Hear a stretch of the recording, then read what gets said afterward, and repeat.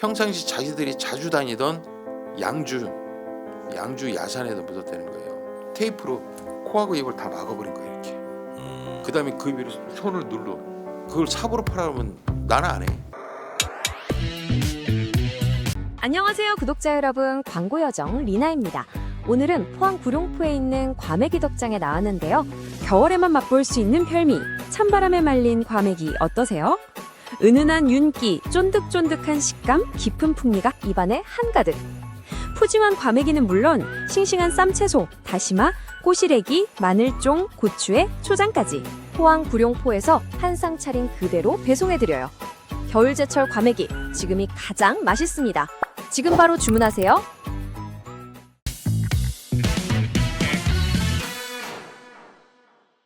이 범인들의 자백을 받아내는 것들이 있잖아요. 예. 이게 정말 쉽지 않은 일인데 여기에서 참 감동적인 이야기들이 많이 나오는 것 같아요. 재밌는 것도 많이 나오고. 예, 그렇죠.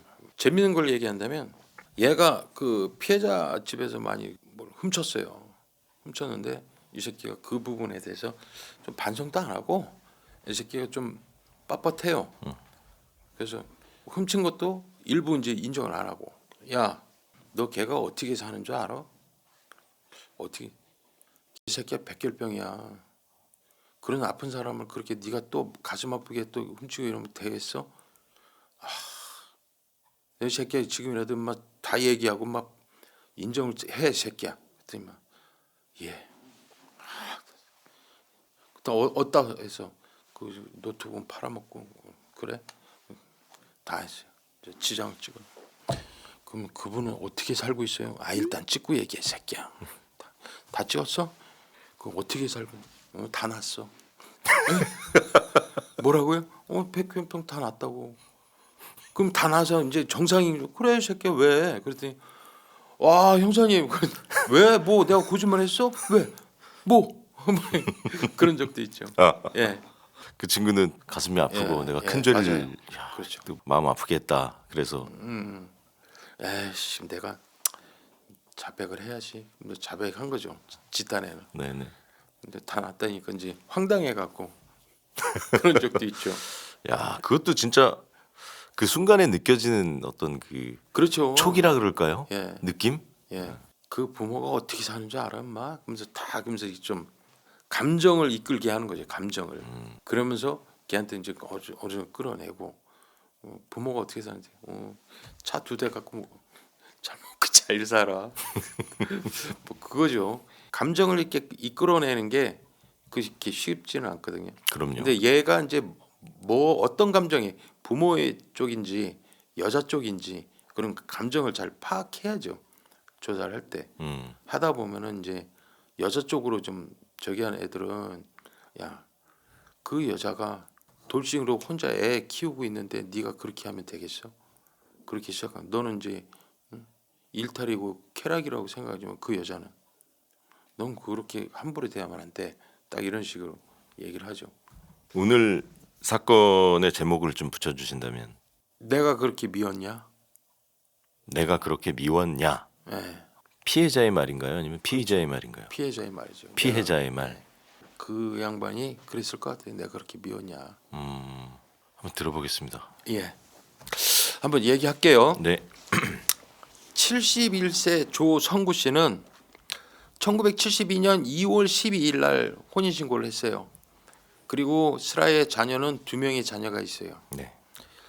그런데 2014년 1월에 합의 이혼을 했어요.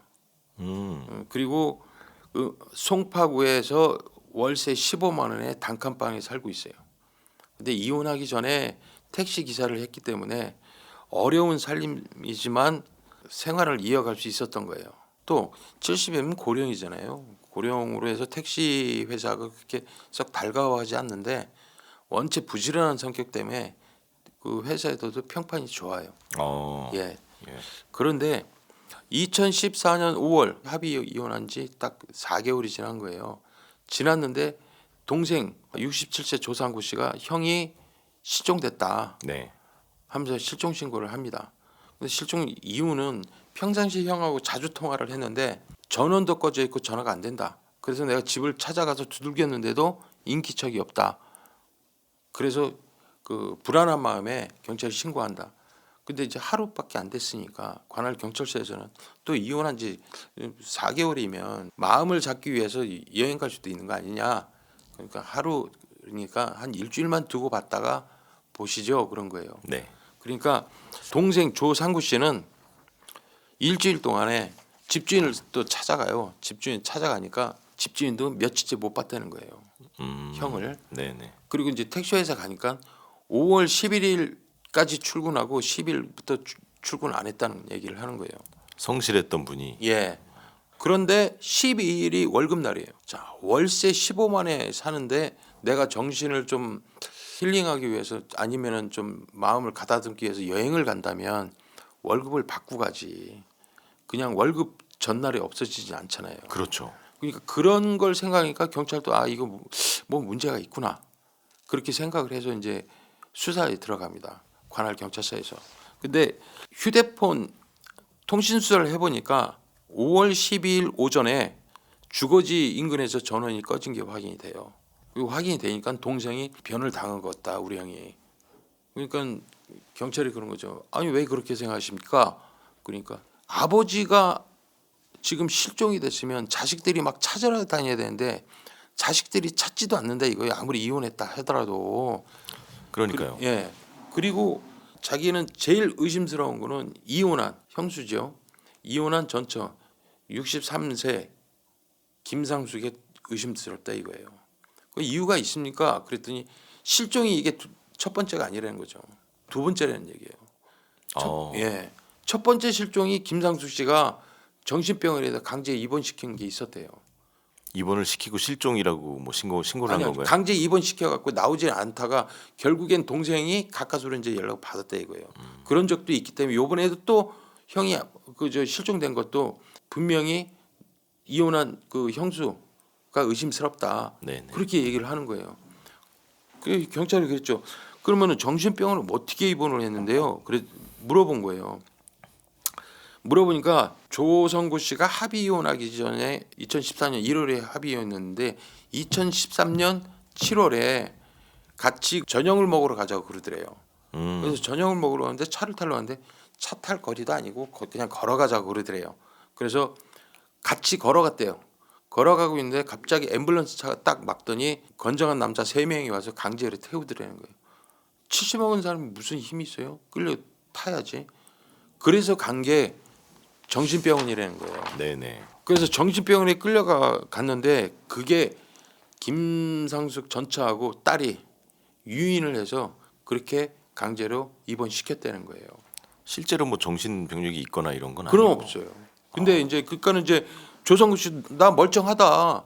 지금 그 병원 관계자나 담당 의사 만나게 해달라.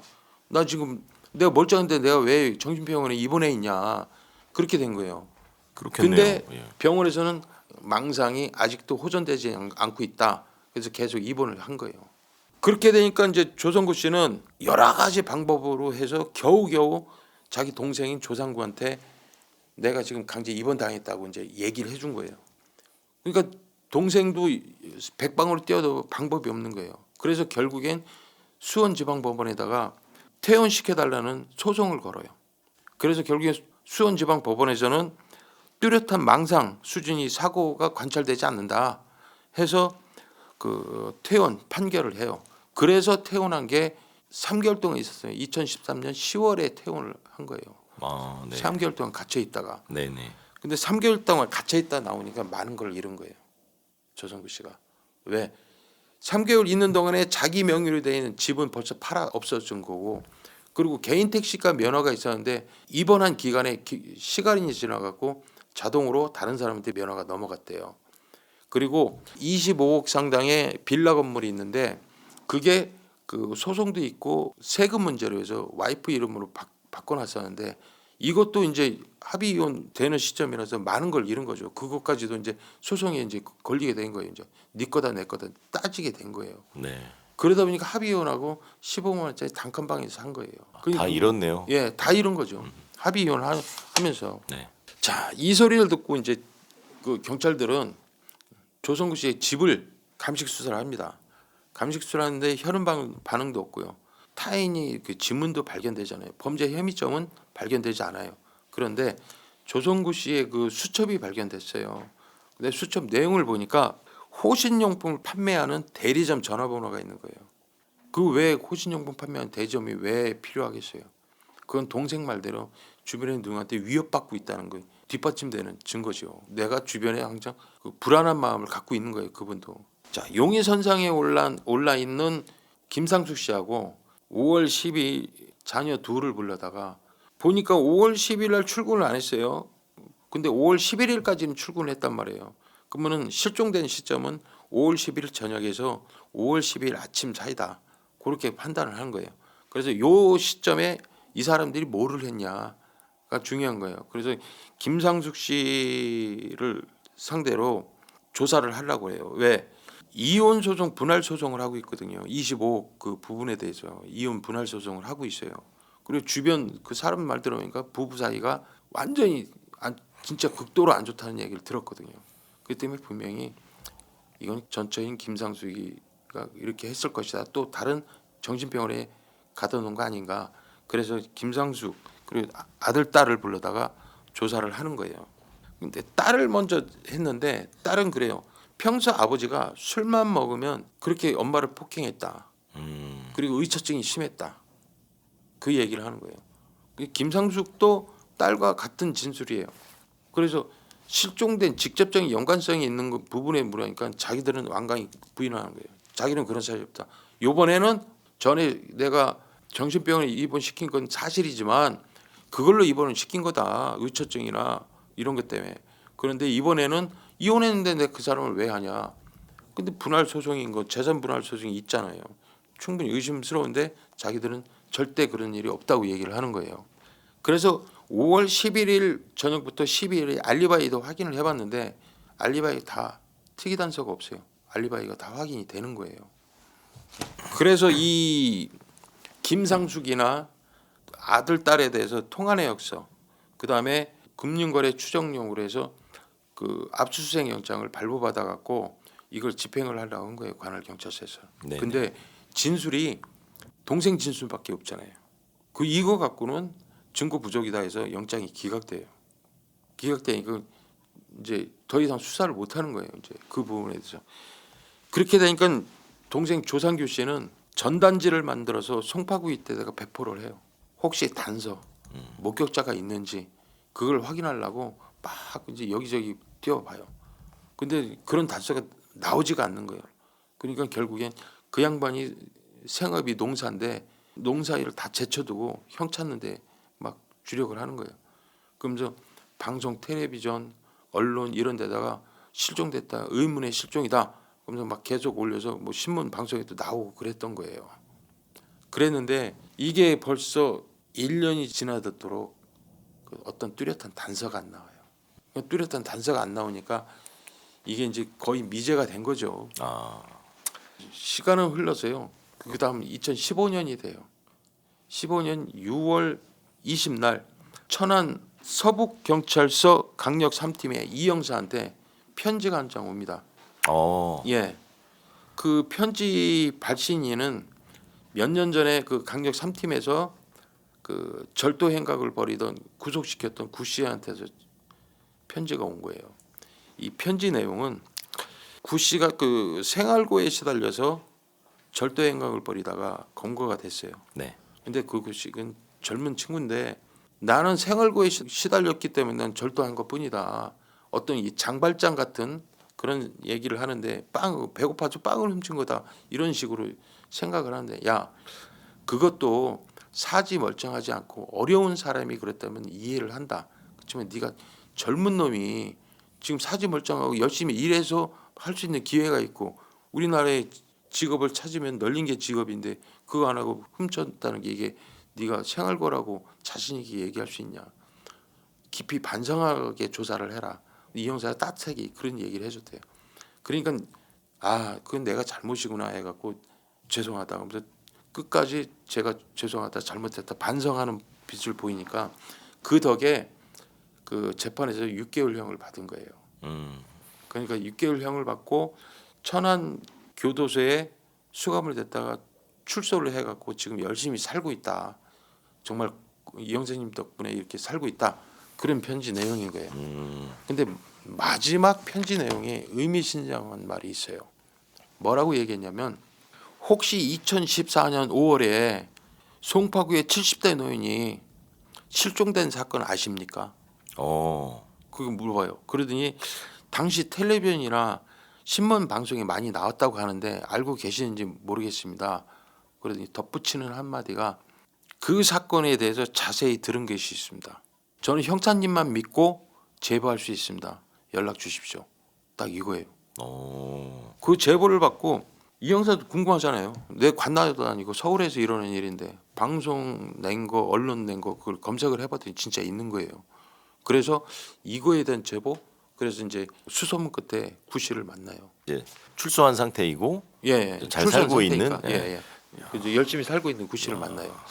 만나서 무슨 내용인지를 물어봤어요. 그랬더니 자기가 교도소에 있을 때 들은 얘기인데 천안교도소에서 그 수감 생활을 하던 중에 47살 이진열이하고 39살 정호준이가 그런 얘기를 했대더라. 네. 잠깐만. 그랬더니 이 형사는 낯이 익은 거예요. 이름이. 그래서 자기 형사수첩을 찾아보니까 이진열하고 정호준이는 천안에서 부녀자를 승합차에 납치하려다 미수에 그친 게 있어요. 그 여자가 완강히 막 반항을 하는 바람에 못 태우고 갔단 말이에요. 네. 근데 그게 신고가 되니까 천안에 그 경찰서가 2개인가 3개인가 있는데 전 형사들이 이진열하고 정호준을 잡으려고 무지장 노력을 했단 말이에요. 왜? 그건 납치하려고 했던 거기 때문에. 그랬는데 못 잡았는데 얘네들이 그 길로 경북 구미로 가갖고 남자를 하나 납치했다가 구미 경찰서에서 검거가 됐거든요. 네네. 그래서 검거 구속된 게 있어서 걔네들이 이름을 아는 거예요. 네. 그죠 이 형사는. 네네. 그러면 얘네들이 뭔 얘기를 했는데?라고 물어보니까 그 수감 중에 같은 이제 그 수감 생활하는 수용자들이 시간은 뭐 많지 할 심심하니까 서로가 그 자기 범행한 거에 대해서 돌아가면서 얘기를 했다는 거예요. 네. 얘기를 하는데 옆에 있는데 다른 수감자한테 얘기하는 걸 듣는데 보니까 송파구의 70대 노인을 우리가 죽였다. 죽였다. 죽여갖고 저기 의정부 야산에다가 그 사람을 파묻었다. 그 얘기를 하더라는 거예요. 야. 그래서 그 얘기를 듣고 저 새끼 또 구라치는 거 아니야 그랬다는 거예요. 구 씨도 출소한 후에 진짜 그런 게 있는지 방송한 거 언론 낸 거 그거 검색해 보니까 진짜 있더라는 거죠. 그래서 그거에 대해서 제보를 하는 거예요. 그 얘기를 듣고 돌아온 이 형사는요. 그 경찰 전산망에서 확인을 해봅니다. 해보니까 진짜 송파구에서 피해자 조성구 씨가 실종이 됐고 실종된 걸 신고자는 동생 조상구 씨고 그다음에 그때 혐의점을 두었던 거는 전처인 김상숙이다라는 걸 이제 확인을 하는 거예요. 예. 근데 이거를 이 형사가요 딱 듣자마자 이놈들 지실 수도 있구나라는 걸 판단해요. 왜? 천안에서도 여성을 승합차에 납치하려다 미수에 그쳤고 경북 구미에서는 납치를 했잖아요. 남성을. 네. 그렇죠. 그렇다면은 사주를 받고 분명히 70대 노인을 납치했던 이 수법이 같은 거예요. 그러니까 얘네들일 가능성이 있구나. 그래서 얘네들을 용의선상에 두고 이제 본격적으로 내사착수를 합니다. 네. 이 내사착수라고 하는데요. 이 내사착수를 한다 해서 이거에만 사건을 전정하는 게 아니거든요. 원래는 그 발생 보고도 있고 절도 뭐 오토바이 뭐 잃어버렸다, 핸드폰 도난당했다 이런 거 다 발생 들어오면 다 수사를 하거든요. 네네. 그럼 한 사람당 보통 한 20개씩 갖고 있어요. 30건. 많이 갖고 있네요. 많이 갖고 있어요. 그거 하는 것도 힘든데 그때 이제 내사착수 보고에서 내사착수 승인이 떨어지면 수사는 하는데 내가 맡은 사건에 대해서는 하면서 짬나는 대로 수사를 하는 거예요. 그게. 그러니까 사실 힘들어요. 솔직히 내가 진짜 어떤 욕심을 갖지 않고서는 힘든 거예요. 그리고 또 형사라면은 욕심이 있는 게 뭐냐면 살인 사건 많이 하죠. 근데 살인 사건을 내가 이제 주가 돼서 내가 처음부터 끝까지 수사해서 범인 잡는 거는 평생 한 3-4건 네. 그게 다예요. 형사들은 그런 욕심이 있어요. 그러니까 이걸 본격적으로 자기 일하면서 틈나는 대로 이제 내사를 하려고 착수보고 올린 거예요. 사실 이거 뭐 그 한다면 이거 관할 경찰서에다가 범죄 첩보 올려서 그쪽에서 수사하게 할 수도 있어요. 내가 직접 안 해도. 네. 근데 자기가 직접 하겠다고 한 거예요. 그럼 이 형사가 대단한 거죠. 예, 진짜 욕심이 있는 거예요. 그 범인 검거하겠다는 욕심. 네네. 그 욕심은 나쁜 욕심이 아닙니다. 아 그럼요. 예, 예. 그래서 상당히 의심을 갖고 본격적인 내사를 준비하고 2015년 6월에 천안교도소 강력 3팀 형사들이 이진열과 정호준이를 각각 분리해서 조사를 합니다. 조사를 하면서 그 사실을 물어봤어요. 내용에 대해서 한 거 있냐? 전혀 모르. 아유 무슨 소리예요? 처음 듣는 얘기인데요. 이렇게 된 거예요. 그러니까 아니 그 당신 뭐 다른 수용자한테 그 얘기했다는데 아니냐? 아 전 모른다. 이게 이제 천안 서북경찰서니까 천안교도소에 가까우니까 틈나는 대로 계속 가서 물어보는데 무조건 모른대요. 모른다고 얘기를 하는 거예요. 계속 천안교도소에 아직 수감 중인 상황인 그렇죠. 거고. 수감 중이니까. 천안 서북경찰서 이제 계속 와서 물어보고 모르겠다고 발뺌하고 있고. 예. 그래서 얘네들에 대해서 정확히 좀 확인을 하고 접근을 하자. 그래서 공범 사실에 대해서 좀 확인을 했어요. 공범 사실 확인을 했는데 주범은 이진열이에요. 근데 주범은 이진열인데 걔는 3년 6개월을 받았어요, 형을. 근데 지시에 따랐을 뿐인 정호준이는 4년을 받은 거예요. 그 주범이 더 봐야 되는데 왜 이렇게 거꾸로 됐지? 보니까 이진열이는 피해자하고 합의를 한 거예요. 아 그래서 형이 감형된 거예요. 그걸 가지고 형사들이 이제 기반한 생각을 합니다. 이 새끼들이 틈을 비집고 들어가야 되려면 이간질을 해야 되는 거죠. 그래서 형사는 이걸 가지고 들어가요. 그러더니 조사를 합니다. 조사를 하면서 정호준 씨만 불렀어요. 정호준 씨만 불러서 정호준한테 아니 정호준 아니 그저 이준열이가 보니까 너 주범이고 형을 더 받아야 되는데 왜 3년 6개월 받았어? 자네는 4년 받았대? 그런 거야. 글쎄 난 모르겠어요. 이렇게 된 거예요. 보니까 이준열 씨가 뭐 피해자하고 합의 봤더만 그래서 3년 6개월 받았더만 아 그래요? 그 이상 안 드는 거예요 걔는. 근데 거기다가 그런 거예요. 아이고 이준열이가 해도 너무했구만. 동생 하면서 같이 공범했으면 합의할 때 정호준 밑에 이름 하나 써주면은 말이야 형이 그냥 확 줄어버릴 텐데 그걸 왜 안 했대? 이렇게 된 거예요. 그러니까 그때 이제 이준열이 그러니까 정호준이가 빡이 도는 거야. 그러네 발.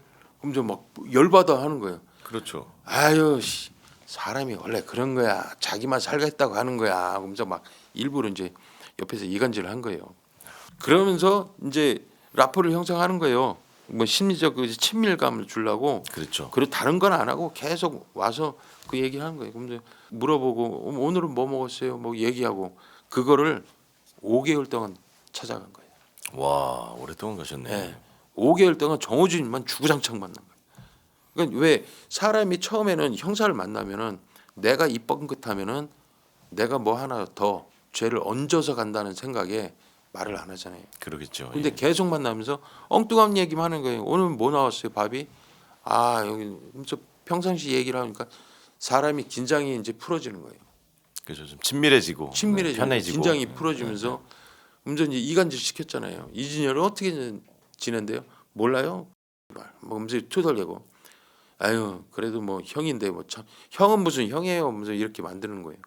그러면서 이제 슬슬 이제 얘기를 하니까 살짝 입을 열기 시작합니다. 5개월 만에. 정호중 씨가. 예, 정호진이가 아주 그냥 이 5개월 동안 가면 형사들은 얼마나 끈질겼겠어요. 아, 그러니까요. 진짜 내가 시간 날 때마다 가는 거니까 발생사건 하면서도 입을 열기 슬쩍 시작하는데 조성구를 납치할 때까지는 자기는 있었대요. 같이 있었대 이준열이하고.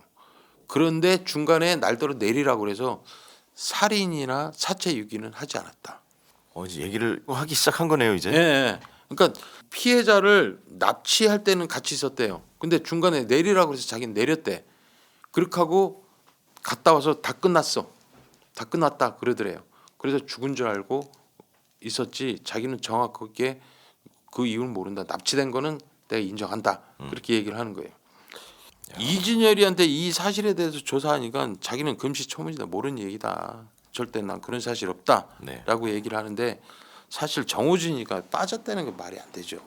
그렇죠. 지만 빠지고 이제 어떻게든지 열받으니까 저 새끼만 더 형이 지랄이 필요 없어. 합의 받고 나는 이제 4년 살고 지금 3년 6개월 거기에 꽂혀갖고 저 새끼가 다 했다. 난 모른다. 막 이렇게 가는데 납치한 건 이제 사실이잖아요. 그렇죠. 그거는 이제 확인을 된 거예요. 네, 그것 네, 때문에. 네, 네. 야, 이제 입이 형사의 열린 노력 거죠. 덕분에, 예. 예. 그래서 정호진이 종합해 보니까 김상숙이가 직접적으로 그 청부 살해를 한 건가 그거에 물어보니까 김상숙 중간에 누군가 있다는 거예요. 그러니까 김상숙 씨가 부인이죠. 예. 예. 전처인 전처, 김상숙이가 이진열이나 자기한테 직접적으로 청부한 게 아니라 네. 중간에 누군가 있는 느낌이 들는 거예요. 진술을 하는데 왜 직접적으로 얘기를 했으면 김상숙이가 어떻게 했다 이렇게 나와야 되는데 그 말을 흐리는 게 중간에 누군가 있는 거예요 여기에. 그래서 강력 3팀의 형사들이 압수수색을 합니다. 압수수색 영장을 발부받아요. 뭘 발부받았을까요? 전처? 아니에요. 이 새끼들 그저 교도소 들어갈 때 휴대폰 다 반납하고 들어가잖아요. 그렇죠. 그 휴대폰을 압수수색을 한 거예요. 아, 왜? 그 휴대폰에서 포렌식 하면 나오니까 지워진 것도 확인되고 그래서 얘네들에 대한 휴대폰을 2개를 압수수색 영장을 발부받아 갖고 천안교도소에서 집행해서 압수된 휴대폰을 갖고 와서 포렌식을 맡깁니다. 아, 예. 야, 거기에 뭔가 다 있겠네요 지금. 그렇죠. 예. 그러니까 그걸 딱 해서 한 거죠. 그 다음에 통신 수사를 했어요. 통신 수사는 뭐냐? 이진열, 정호준이 그리고 김상수 자녀 둘에 대한 통신 수사를 해봤어요. 했는데 2014년 5월 11일에서 12일 전후 통화 기록을 다 뽑아서 비교 분석을 했어요. 네. 그랬더니 김상숙이는 한 사람한테 전화가 계속 가요. 그러다 계속 와. 네. 근데 이진열이도 그 한 사람한테 전화가 갔다 와. 계속. 중간에 한 사람이 있는 거야. 이 사람이 김상숙이한테 전화 받으면 이진열한테 또 전해주고 이진열이가 했으면 그 중간에 받은 놈이 다시 김상숙한테 전해주고 중간에 한 명이 있는 거예요. 브로커 같은 인물이 예. 지금 그래서 존재하는 거네요. 그 예. 중간에 확인을 해보니까 평택의 응급 이송단을 운영하는 36살 금현상이가 나온 거예요. 응급 이송단이요. 그 응급 이송단. 그러니까 예. 뭐 사고가 나거나 하면은 환자를 실어 나르는 환자를 실으는 응급대, 예. 사설 응급대죠. 사설. 예, 예. 예. 그런 이제 금현상이가 확인을 난 거예요. 딱 이게 그 응급 이송단이라니까 형사들 느낌에 야 이게 그 첫 번째 조성구 씨를 그 정신병원에 강제 입원했을 때 연관된 사람 아니야? 이게 그렇게 생각하는 거예요. 아, 그럴 예. 수도 있겠네요. 예, 그 이송단이니까 네, 네. 그런 게 이제 좀 생각이 드는 거예요. 정우진이 진술 과정에서 이제 금연상의 부분을 끄집어내야 돼요. 왜 중간 저기를 얘기를 안 했잖아요. 정우진이가. 그렇죠. 그래서 우리가 확인을 했어. 정우진이 중간에 낀 사람이 금연상이 맞지? 이름을 딱 대버리니까 예 맞아요 그런 거예요. 지도 이제 여태까지 진술한 게 좀 실수구나라는 걸 약간 느끼는데 네, 네. 그래도 금연상의 이름이 나와버리니까 맞다고 얘기할 수밖에 없는 거죠. 그래서 자백을 합니다. 금연상이가 중간에서 우리한테 오더를 준 거고 자기도 그렇게 했다라는 얘기를 하는 거예요. 그래서 이제 금연상을 통화내역서 확인한 거하고 정호준의 진술 조서를 토대로 해서 금연상에 대해서 체포영장을 발부받아요. 체포영장이 발부받았다는 거는 충분히 혐의가 인정하기 때문에 법원에서 체포영장 발부해 주는 거예요. 그렇죠. 예, 혐의가 분명히 인정된다고 하니까. 그래서 살인 교사잖아요. 살인 교사인데 사체가 없는데 살인 교사죄로 해서 체포영장이 발부됐다는 거는 충분히 그럴 가능성이 있기 때문에 발부를 해주는 거예요. 그게 쉬운 일은 아니에요. 그게. 그렇더라고요. 예, 예. 그러니까 정호준이 진술이 상당히 중요한 거였어요 그때. 그래서 2015년 12월 10날 평택 사무실에서 금연상을 체포영장에 의해서 검거를 합니다. 그래서 금연상이를 체포하고 이제 주거지도 압수수색해갖고 주거지도 수색을 하고 네. 특별히 나온 건 없어요. 네, 네. 근데 이제 금연상일 체포해서 경찰서에 조사하면서 추궁합니다. 범행에 대해서. 그러니까 다 알고 왔다. 너 그 사실대로 얘기를 해라. 네. 네가 김상숙이한테 지시를 받고 네가 이진현한테 전화 통화한 거, 이 통화 기록 그리고 정우준이가 진술한 걸 다 얘기를 했어요. 그랬더니 직접적으로 청부 살인을 하는 건 아니고 김상숙이가 평생 나올 수 없는 곳에 가둬줘요. 평생? 예, 평생 나올 수 없는 곳에 가둬주세요. 그랬다는 거예요. 누구를? 그 남편을. 이혼한 전 남편. 이혼한 전 남편. 예, 그 예. 피해자. 예. 라고 해서 근데 이제 얘는 그때 그런 거예요. 정신병원에 가다 두는 줄 알고 나는 그렇게 얘기하지 살인 교사를 시키려고 한 게 아니다. 처음에 그렇게 얘기를 해요. 네. 근데 얘가 사기 전과든 구범이에요. 김현상이도. 얘네들 다 그런 놈 그렇고 그런 놈이 만나는 거죠. 그 사기 전과 그렇게 많은데 이런 사설 응급대 이런 자격을 할 수 있나요? 그런 것까지 확인은 안 하나? 그것까지는 제가 모르겠는데요. 네네. 사설 응급이라는 게 이게 그 사설이 여러 가지가 있는데 자격 요건을 엄격히 다루지 않는 걸로 알고 있어요. 그게 사설의 경우에는 예 사설인 경우. 그냥 일반 개인 사업 하는 식으로 하니까. 그렇죠. 그래서 그런 것 같아요. 그래서 이제 정호준이 진술 정황을 해서 계속 추궁을 한 거예요. 네. 아니 네가 그러면 정신병원에 입원하려고 했다고 생각인데 그러면 이진열이가 잘못 알고 죽인 거냐 그러면은 근데 계속 추궁을 했어요. 추궁을 하니까 김상석이 청부해서 그래서 김상석이 청부 받은 거를 이진열한테 연락해서 청부 지시한 거 맞다라고 인정을 합니다. 예. 그 이제 인정을 하니까 금연상의 진술 그리고 정호준의 진술 통화 기록 이런 증거로 해갖고요 김상숙에 대해서 체포영장을 발부받습니다.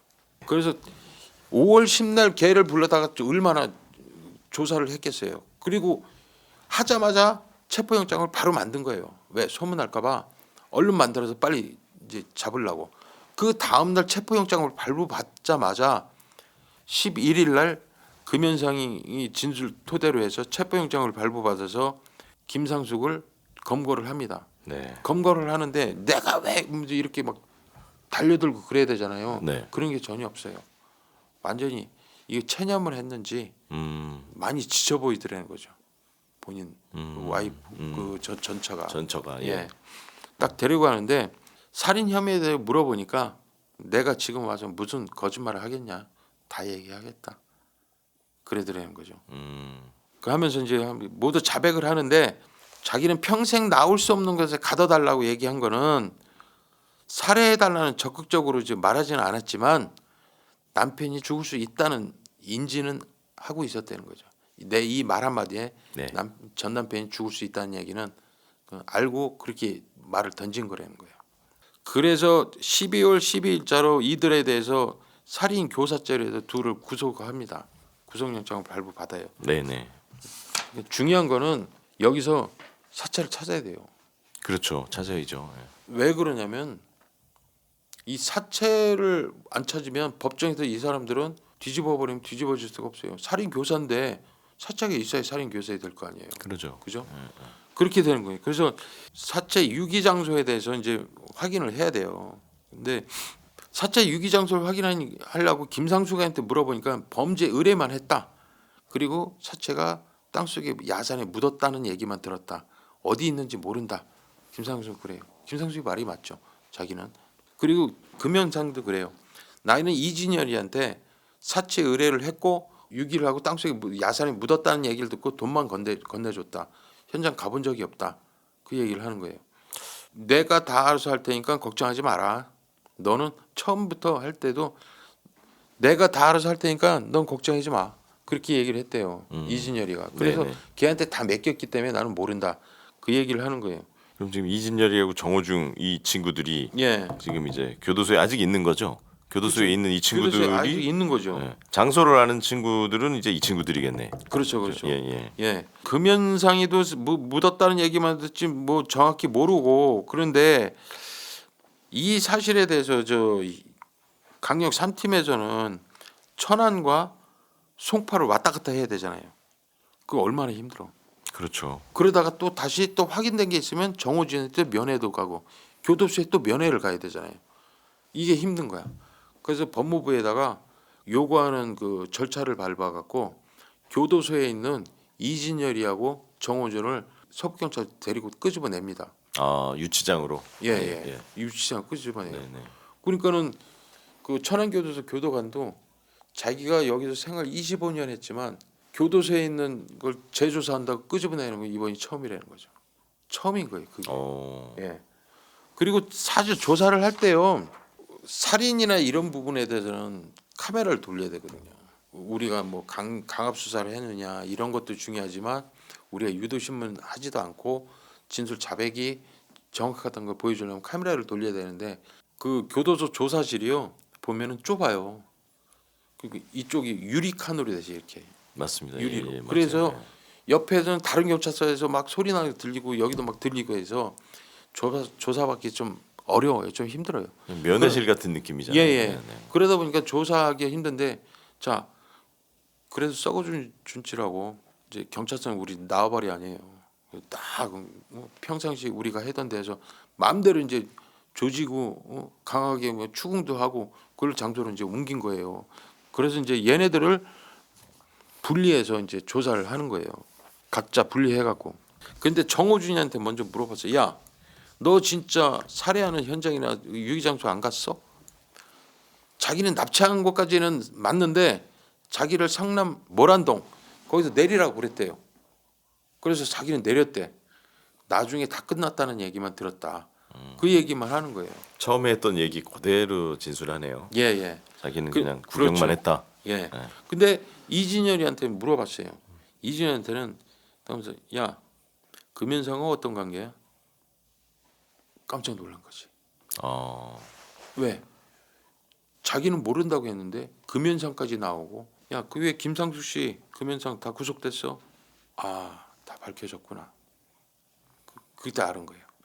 그랬겠네요. 예. 그래서 이진열이한테 금연상과는 어떻게 알게 된 관계야? 그랬어요. 예전에 정신병원에서 금연상이는 그 보호사로 근무를 했고 네. 자기는 앰뷸런스 운전 기사로 있으면서 친해졌다는 거예요. 아 정신병원에서. 예. 그리고 금연상도 이진열이한테 맡긴 게 이진열이가 뭐 어떤 범법 행위도 돈만 주면 한다는 거 알기 때문에 이진열이한테 맡긴 거래요. 그게. 그러니까 이진열이한테 그 사실을 다 우리는 알고 있다. 그러니까는 네가 그 사실대로 얘기해라. 그렇게 된 거예요. 그러니까 이진열이가 말을 못하고 가만히 있더래요. 근데 이게 사실 다 거짓말 할 이유가 없잖아요. 다 밝혀졌으니까. 그렇죠. 예. 그래서 결국에는 사실대로 말씀드리겠습니다. 그래요. 그래, 너 그렇게 얘기해야지. 당신은 그렇게 얘기해야 돼. 얘기해봐. 그렇게 된 거예요. 그래서 이제 사체 유기한 장소가요. 평상시 자기들이 자주 다니던 양주 야산에다 묻었다는 거예요. 양주 야산에다가 그때 갈 때 정우진하고 같이 가서 했다. 정우진이 아니라고 그랬잖아요. 네. 근데 이진열은 정우진하고 같이 가서 했다라고 얘기를 해요. 정우진 이제 할 말 없는 거죠. 뭐 걔도 같이 갔다. 그러니까 저 새끼만 혼자 하기는 처벌해서 쉽지 해야 했는데 지금까지 그쵸. 이제 처벌하게 돼 있는 거예요. 이제 지금 했을 때는 그렇죠. 예. 근데 생각해보면 혼자 가서 뭐 땅 파고 막 옮기고 쉽지 않았을 것 같아요. 둘이 그럼요. 가야지. 예. 그래서 이제 이진열을 데리고 가서 야산에 이제 그 진술대로만 이진열이 여기 갔어요. 천안이란 말이에요. 그럼 장소는 양주면은 여기까지 얘를 데리고 가야 돼. 사실상. 근데 부담도 되는 게 교도소에 끄집어낸 애란 말이에요. 가는 도중에라도 혹시나 뭐 잘못될까봐 위에서는 그렇게 썩 웬만하면 경찰들끼리만 갔다 왔으면 좋겠다고들 하잖아요. 형사들도 마찬가지로 얘 하면은 둘은 끝까지 붙어 있어야 돼요. 얘 도망 못 가게. 그렇죠. 우리 같은 경우는 도망 못 가게 하려고 야, 너 신발끈 풀어 그래요. 우리는 신발을 꾸겨시게 하든가 뛰지 못하게 하려고 우리들이 그래요 원래. 그러니까 얘를 할 때 안 데리고 가서는 여기입니다라고 얘기해 줄 수가 없잖아요. 그렇죠. 그래서 이제 어쩔 수 없이 데리고 가는 거예요. 대동해서. 그래서 양주 야산에 갔어요. 양주 야산에 갔는데 거기가 유기한 데가 벌써 1년 7개월이 지났잖아요.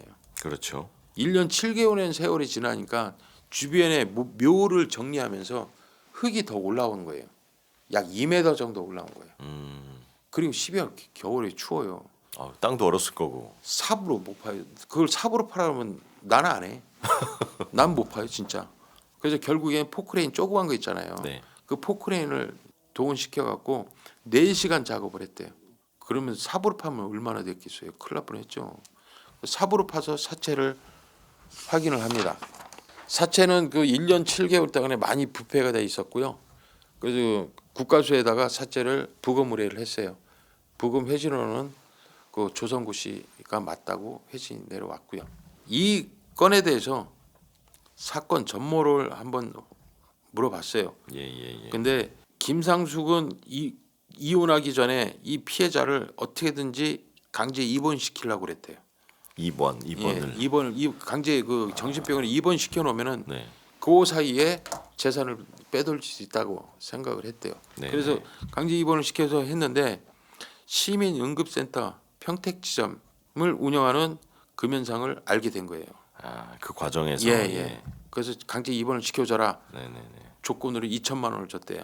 음. 그래서 입원을 시켰는데 그 동생으로 인해서 법원 판정을 받아 풀려나 버렸잖아요. 그렇죠. 예. 그렇게 되니까 김상숙 씨는 돈을 줬으니까 일을 다시 처리해 줘야 되는 거 아니냐. 돈 줬으니까 일 다시 처리해 줘야 되는 거 아니냐. 만약에 일을 못하면 일부라도 뱉어내야 되는 상황이 된 거예요. 그래서 김상숙 씨가 아무도 모르게 남편을 평생 나오지 못하는 데다 가둬줬으면 좋겠다라는 얘기를 한 거예요. 그래서 그러면은 내가 그 성공하면은 5천만 원 더 줄게. 그렇게 된 거예요. 예. 자, 금연상 같은 경우는 지금 다시 풀려났는데 다시 가둬달라고 하면은 다시 가둘 수가 없어요. 판결이 나왔기 때문에 이제 정신병원에 다시 재입원 시킬 수가 없단 말이에요. 방법은 없는데 또 김상숙이가 평생 나오지 못했는데 가둬달라는 건 암시잖아요. 청부살인은 얘기하는 거고 5천만 원을 준다는 거 아니에요. 그러면 내가 2천만 원에 더 뱉어내지 않고 할 수 있는 거는 이거밖에 없다. 그러면서 딱 생각난 게 이진열이가 생각이 난 거예요. 걔한테 부탁하면 어느 정도 되겠구나. 그래서 이진열이한테 부탁을 한 거예요. 청부살인을. 그러면서 이제 이진열을 만나요. 만나서 내가 아는 분이 남편이 가정폭력도 심하고 의처증이 심하다. 그러니까 이 사람을 평생 나오지 못하게 해주면 내가 5천만 원 줄게. 그런 거예요. 그 이진열은 진짜 알았어. 망설임도 없이 알았어. 그런 거예요. 그래놓고 이제 정호준이하고 아침에 택시 운행을 하러 일찍 나오는 피해자를 바로 자기들 하던 짓거리 아니에요. 승합차에다 납치하는 거. 납치를 한 거예요. 납치를 해서 입을 청테이프로 묶고 네. 그다음에 의자에다가 나일론 끈으로 꽁꽁 움직이지 못하게 꽁꽁 묶어놓고 네네. 그다음에 양주로 간 거예요. 양주 야산으로. 근데 그 양주 야산에는 피해자를 납치하기 전에 양주 야산에 미리 1m의 구덩이를 파놓고 온 거예요. 미리 파놓고. 예. 왜 갖다 놓고 묶어놓고 파다가 뭐 돌발 상황이 있을까봐 미리 파놓고 간 거예요. 미리 파놓고 와서 그냥 딱 묶고 하려고. 덮어버리게. 예. 그래서 갔어요. 예. 파놓고 현장에 와서 딱 하자마자 테이프로 코하고 입을 다 막아버린 거예요. 이렇게. 그다음에 그 위로 손을 눌러 이렇게 손을 눌러서 숨을 못 쉬게 한 거예요. 질식. 그래서 질식사를 시킨 거예요. 아. 질식사를 시키고 그대로 파놓은 1m 웅덩이에다 집어넣고 흙으로 묻어버린 거예요. 이거에 대해서 이제 사체 유기했던 거를 다 확인을 했어요. 그 사체도 확인하고 정호진을 불렀어요. 너는 아직도 납치한 이후에 가본 적이 없어? 야 사체 찾았어 마 이진을 얘기했고 그때서 이제 시인을 하는 거예요. 닥닥하죠 얘도. 이진현이만 좀 보냈으면 했는데 집까지 이렇게 끌려간 거예요. 이렇게. 그렇죠. 결국 예. 입을 예. 열었다가 예. 입을 사실이 다 밝혀지면서. 네. 아무튼 얘로 인해서 시작돼서 잘 풀리긴 했지만 네. 참 이간질이 잘 먹힌 거죠. 그렇죠. 예. 근데 한 가지 궁금한 거는 예. 금연상이가 예. 전처한테 5천만 원을 받는다 그랬잖아요. 예. 그럼 중간에 자기가 좀 뭐 이렇게 챙기거나 이러진 않았나 봐요. 그럴 생각을 나도 이제 해봤어요. 네. 생기지 않을까 하다못해 돈 1천만 원이 갖고 이렇게 그쵸. 4천만 원 주면 되니까. 네. 그랬는데 이진열이가 13일 날 그 와갖고 그 금연상이한테 야 이게 살인 증거야 준 게 종이 가방에 그 피해자 지갑이 있는 거예요. 네. 그러니까 그걸 보고 공원에서 만나는데 자 5천만 원부터 5천만 원을 줬대요. 이 5천만 원 준 게 자기는 2천만 원에서 그나마 뱉어내지 않아서 다행인 거고 그 이 5천만 원 살인에 대한 5천만 원이잖아요. 여기서 내가 조금이라도 떼간다면 살인의 공범이 같은 느낌이 드는 거지. 아, 그럴 수 있겠네. 그냥 교사만 했다 중간에 네네. 그 정도 하고 내가 이 돈을 받는과 동시에 나는 또 살인이 직접적인 연관이 있구나라고 판단할 수도 있잖아요. 그렇기 때문에 아 이거는 나는 선을 긋는 거죠. 나는 마음속으로. 연결만 시켜줬다. 예, 그거지. 그렇다고 해서 연결시켜주면서 내가 그 커미션을 먹은 것도 아니고 그냥 연결만 시켜주고 돈도 다 줬다 이거예요. 그걸로 가면은 자기는 그래 예를 들어서 나중에 법에 걸리면 그 어떤 큰 처벌 받지 않지 않을까라는 생각이 마음속에 있었던 거죠. 그러니까 그 5천만 원에 돈 한 푼 안 뗀 거예요. 그 살인 교사잖아요. 예, 예. 살인 교사인데 돈을 만약에 좀만 더 받아가면 자기한테 어떤 뭐 더 큰 그런 느낌이 있는 거죠. 자기도. 네네. 예. 이해했습니다. 예. 그래서 그 5천만 원을 이진열이고 정우진한테 준 거고 김상숙은 저 의처증의 잦은 폭행으로 내가 피해를 입었다고 이야기하고 딸도 그렇게 얘기를 해요. 형사님들이 우리 가정을 뭘 하냐 이렇게 얘기를 나오는데 또 반면에 창보인 진술들을 목격자들 진술 들어보면 오히려 피해자분이 맞았다는 얘기도 들려요. 그랬을 것 같아요. 느낌이. 예. 예. 근데 피해자분이 맞았다고 들리는데 글쎄요 모르겠어요. 갈등이 분명히 존재하는 건 맞아요. 맞는데 내가 볼 때는 처음부터 부유하게 사는 것도 아니고 개인 택시까지 몰 정도면은 그분도 열심히 일을 했기 때문에 그만큼의 재산을 모았다고 생각되는데 어떤 분의 잘못으로 이렇게 재산에 그렇게 잘못해서 이렇게 마지막까지 이렇게 극단적인 상황이 됐는지 모르겠지만 누구의 잘못을 떠나기 전에 살인이라는 거는 두 사람의 원인이 어떤 원인이 제공이 됐든 간에 살인은 무조건 잘못된 거죠. 아, 그럼요. 예. 그거에 대한 살인은 무조건 잘못됐다고 보여져요. 예. 예. 그래서 김상숙 금연상은 살인 교사죄로 하고요. 이진열과 정우진이는 살인과 사체 유기로 해서 구속 송치를 합니다. 이게 어떻게 보면은 그 제보 편지 있잖아요. 네. 저도 가끔가다 받아요. 편지. 예, 편지 형사님 잘 지내십니까 하면서 편지를 받는데 편지가 보통 보면 마약하는 사람들이 그 제보를 많이 줘요.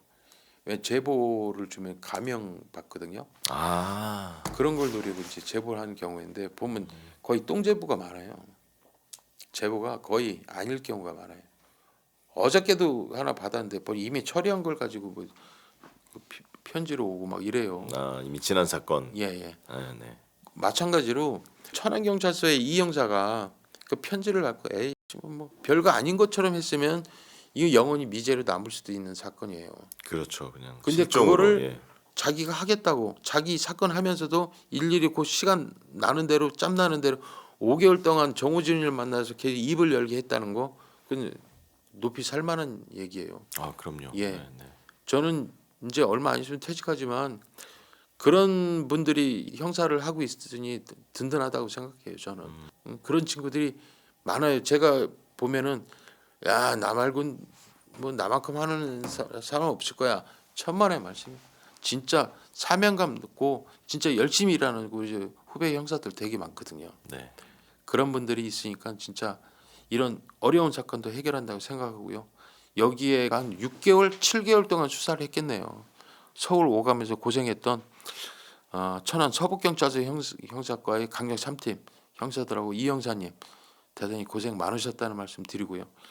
그리고 가족 간에 어떤 불화로 이렇게 돌아가셨는지 모르지만 그 피해자분도 어떻게 보면 억울하게 돌아가신 거죠. 네, 네. 쓸쓸하게 돌아가신 것 같아요. 돈이 몸 필요했어요. 맞습니다. 예, 그분에 대한 그 명복을 빌면서 1심에서 김상숙 금연상은 살인 교사죄로 징역 15년 받았어요. 각각. 15년씩. 예, 예, 예. 예. 이진열은 무기징역 받았고요. 정호준은 24년 받았어요. 살인을 한 사람들이 그래도 큰 형이 좀 많이 받았네요. 예, 예, 예. 그래서 이진열이는 무기징역, 정호준이는 24년 받았어요.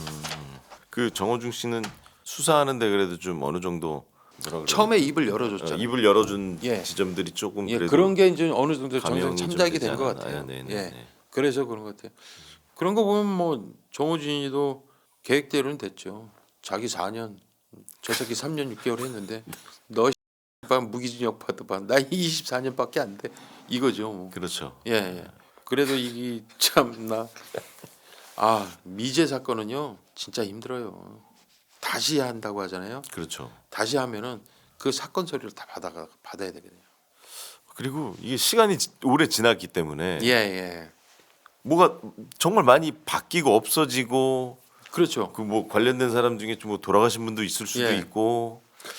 저도 살인 미제 사건이 하나 접한 게 인제 막 막내할 때 그 고양서 형사계에 4개월, 4, 5개월 때인데 반란주점 여주인이 살해당한 건데 그 아직도 미제예요.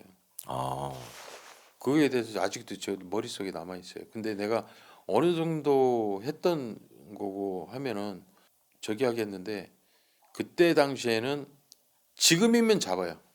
지금이면 잡는데 그때는 감식이 들어오기 전에 형사들이 다 밟고 다녔어요 현장을. 어떤 감식 체계도 없었고, 네네. 예, 96년도니까, 네네네. 예, 감식 체계도 없었고 그냥 그 현장 그냥 다 저기 했어요. 고참들이 시키는 대로 할 때잖아요. 그렇죠. 그때 네. 보면은 지금은 감식 체계가 확실해졌잖아요. 형사고 뭐 서장, 청장 와도 소용없어요.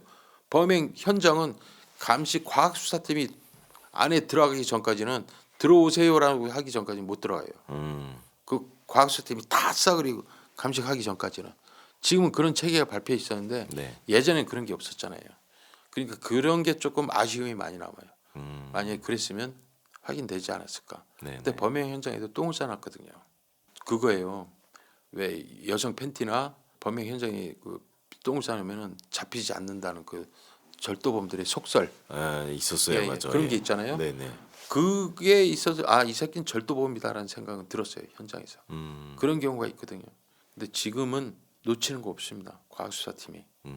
그렇기 때문에 이거에 대해서 혹시라도 나쁜 생각을 하는 사람이 이 프로 보고 뭐 이제 이걸 받아서 이제 범행이 사용하려고 한다면 절대 그런 생각하지 마세요. 큰일 납니다. 왜 다 잡힙니다.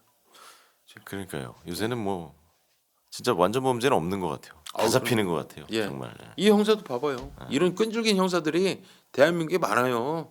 그러니까 뭐 괜히 허튼 생각하지 않았으면 좋겠어요. 네네. 예, 진짜 스모킹건이라는 표현이 그렇지만 그 편지 마지막 한 줄. 그렇죠. 예. 그거에 딱 진짜. 받고 가서 한 게 진짜 잘했죠. 이 형사님이 그때 현장 가서 보고 만나서 하고 그 수사를 시작하면서 끈질긴 5개월 동안에 면회하고 그 얼마나 좋은 거예요. 그렇죠. 그리고 그 이영사님이 범인을 잡는 과정에서도 분명히 예, 정의로움과 예, 그 사람에 대한 애착 그렇죠. 그리고 뭐 더 앞으로는 잘 살게 하려는 마음 이런 것들이 예. 그 범인도 느꼈을 거 아니에요. 그러니까 편지를 그렇게 보내고 그럼요. 예. 예, 제보를 하고 그런 과정이 있지 않았나 싶네요. 예. 맞아요. 이게 제가 그 지능범죄수사팀에도 있었어요. 그리고 형사과에도 있었고 수사과 지능범죄수사팀이 있었는데 지능범죄수사팀은 돈 있는 사람이 돈을 더 굴리려고 편법을 쓰는 이런 경우 보험 사기도 있겠지만 이런 경우가 많잖아요. 네네. 근데 반대로 강력은요 없는 놈이 훔치고 없는 놈이 죽이고 뭐 이런 거예요. 네네. 그러니까는 좀 칼라가 달라요.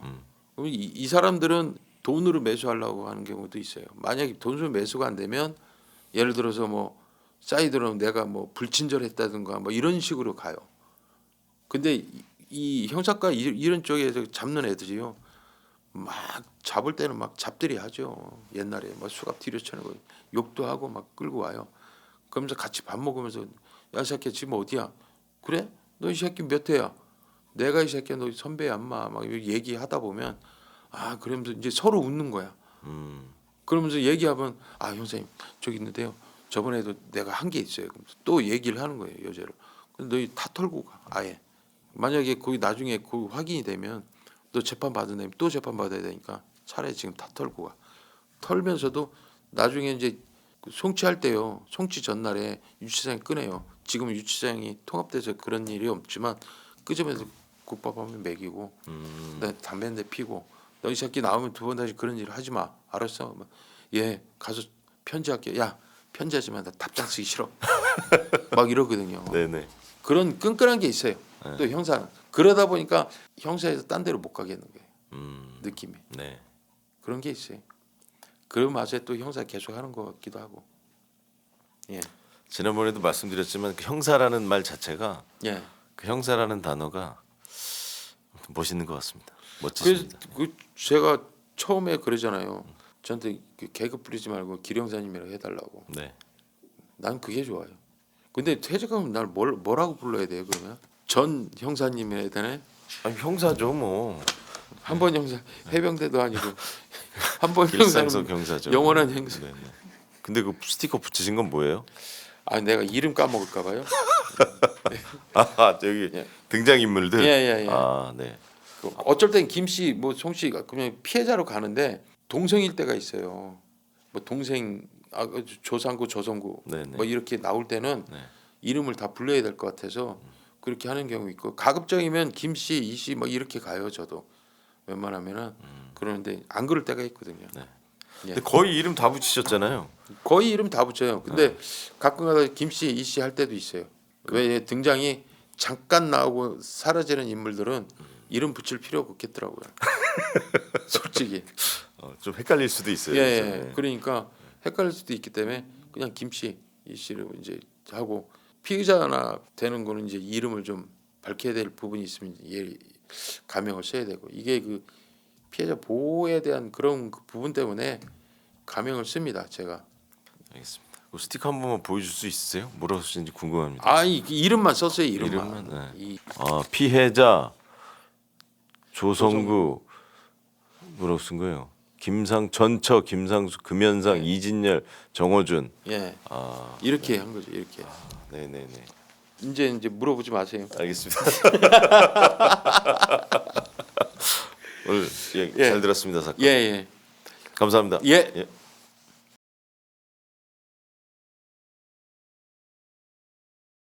머리 부분이 둔기로 폭행을 당한 것 같은 상처가 있는 거예요. 세제 섞인 물이 다 뿌려져 있는 거예요. 훼손하려고. 진영희 씨의 둘째 아들 부부가 찾아왔다가 사체 발견하고 119 신고를 했고 부들부들 떨면서 온몸에 경련을 일으키는 듯한 모습을 보이는 거예요. 한 남자가 앵글 끝에 이렇게 싹 지나가는 게 보이는 거예요. 이건 누가 봐도 살인이죠.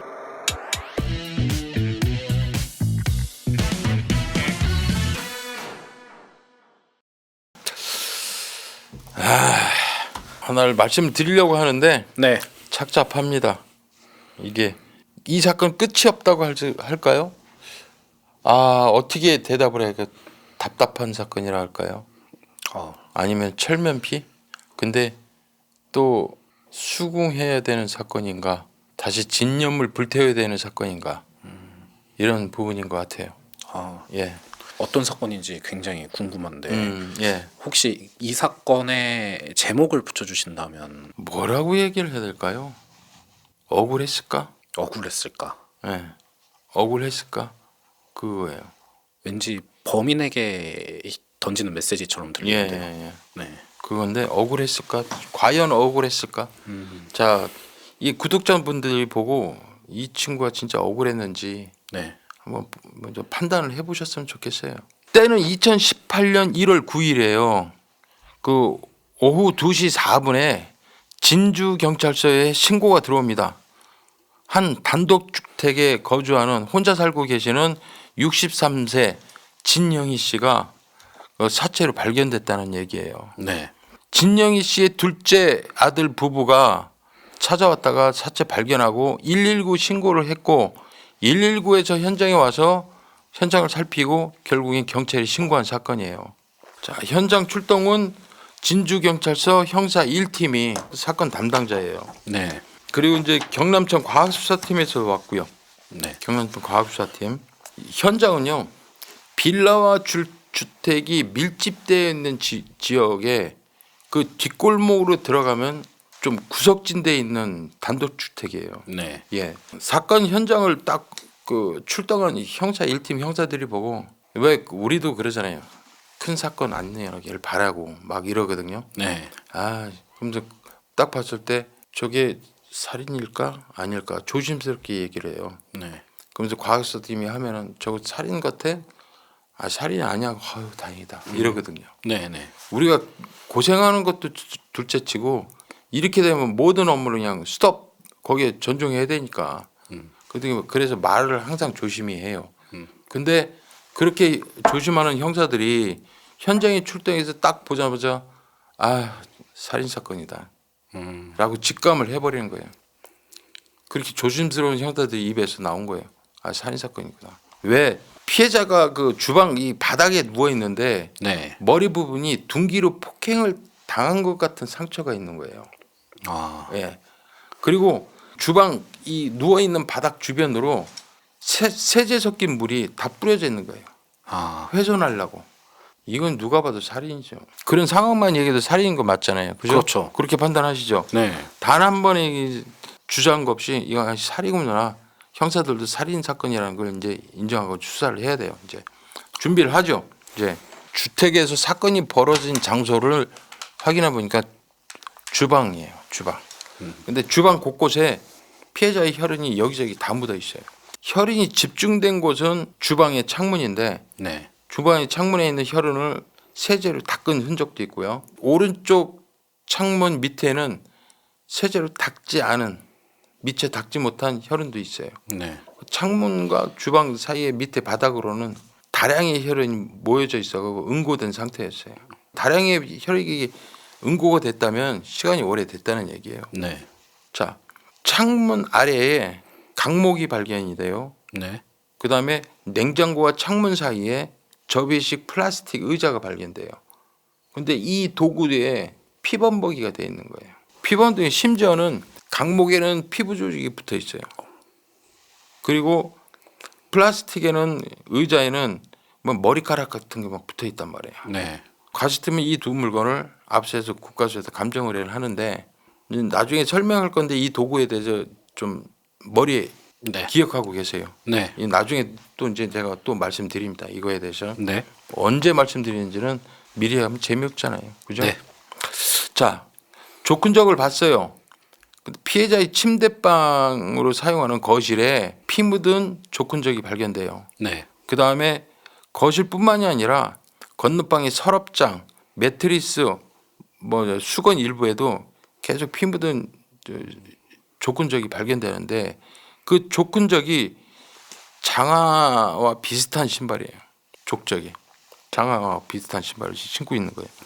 현장에서 신발을 신은 상태로 범행을 했다라는 건 분명한 거죠. 이게 근데 강도냐 뭐냐 네. 이게 범행에 대해서 이제 판단을 해야 되는데 침대가 놓여 있는 거실에 피해자 걸로 보이는 손가방이 있어요. 근데 그 손가방에서 보니까 지폐하고 동전하고 다 합쳐서 한 13만 원 정도 돼요. 네. 그 13만 원 정도 되는 돈이 있는 손가방이 이제 바닥에 놓여져 있는 거예요. 그러면은 이 서랍장이고 모두 열어놓고 옷은 바닥에 패대기 치듯이 다 폐기대기 쳐놓고 그다음에 물 섞은 그 세제는 침대방이고도 다 뿌려서 말라 비틀어진 흔적도 있는 거예요. 사건 현장을 봤을 때 현금이 남아 있었다? 그 금품보다 원한 관계로 보이는 거예요. 네. 왜? 현금이 있었다면 노렸다면 그것까지 다 가져가야지. 네. 그렇죠. 근데 서랍장을 열었다는 거는 강도를 위장하기 위한 것이고 이거는 돈이 있었다는 거는 강도가 아니라 원한 관계는 다른 어떤 목적으로 살해를 하고 그로 인해서 서랍장을 미리 열어놓고 옷가지를 끄집어내는 거는 마치 뒤진 것 마냥 흔적을 남기기 위해서 그렇게 한 게 아닌가라고 추정을 하는 거예요, 형사들은.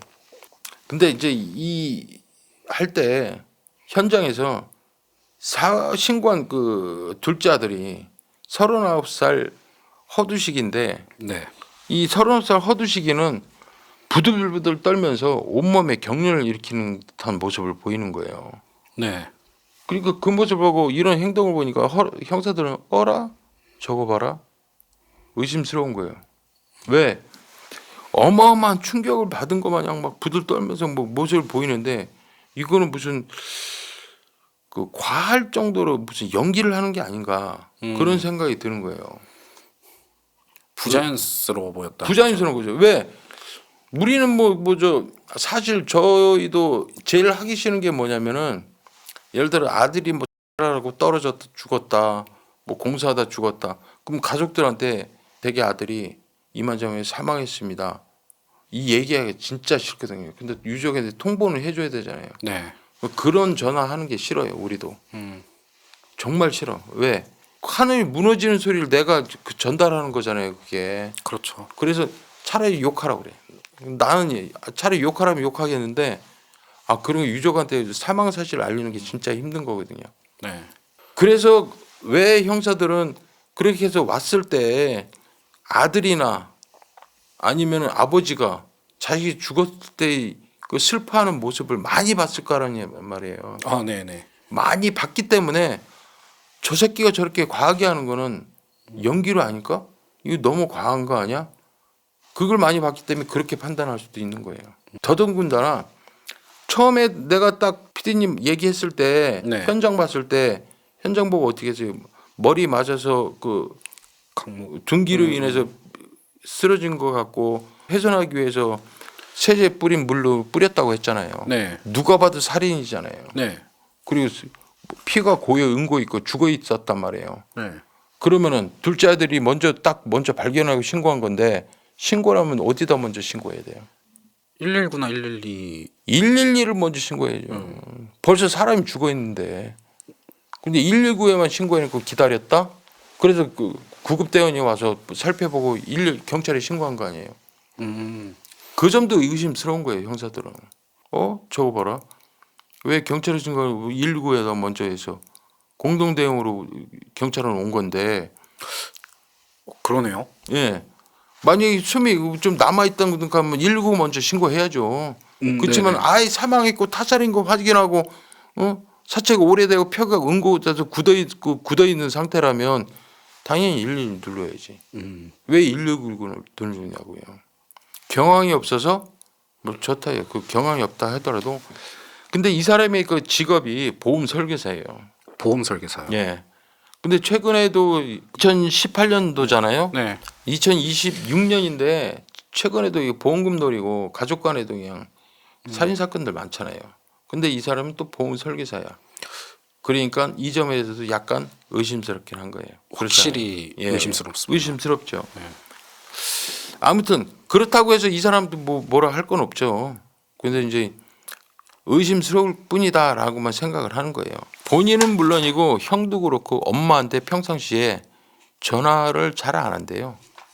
신고했던 둘째 아들. 예, 둘째 아들은 그러는 거예요.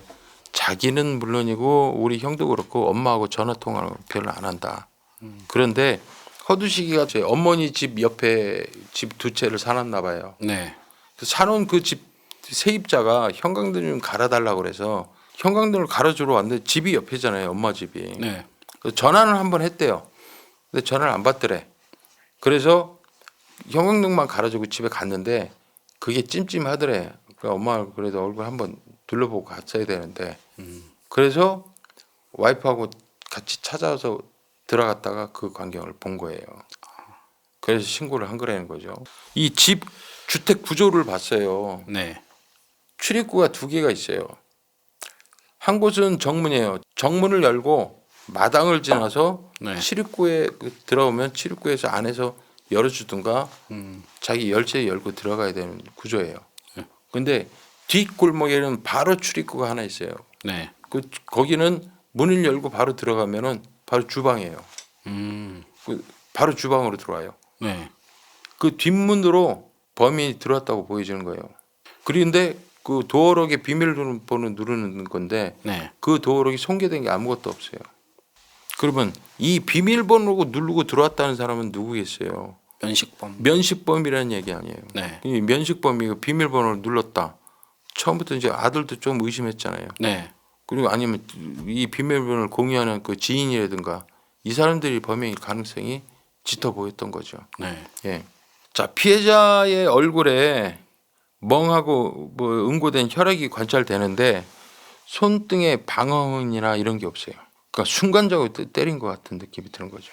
기습. 예, 네. 순간적으로 때린 것 같은 느낌이 들고 특이 외상은 발견해서 없었어요.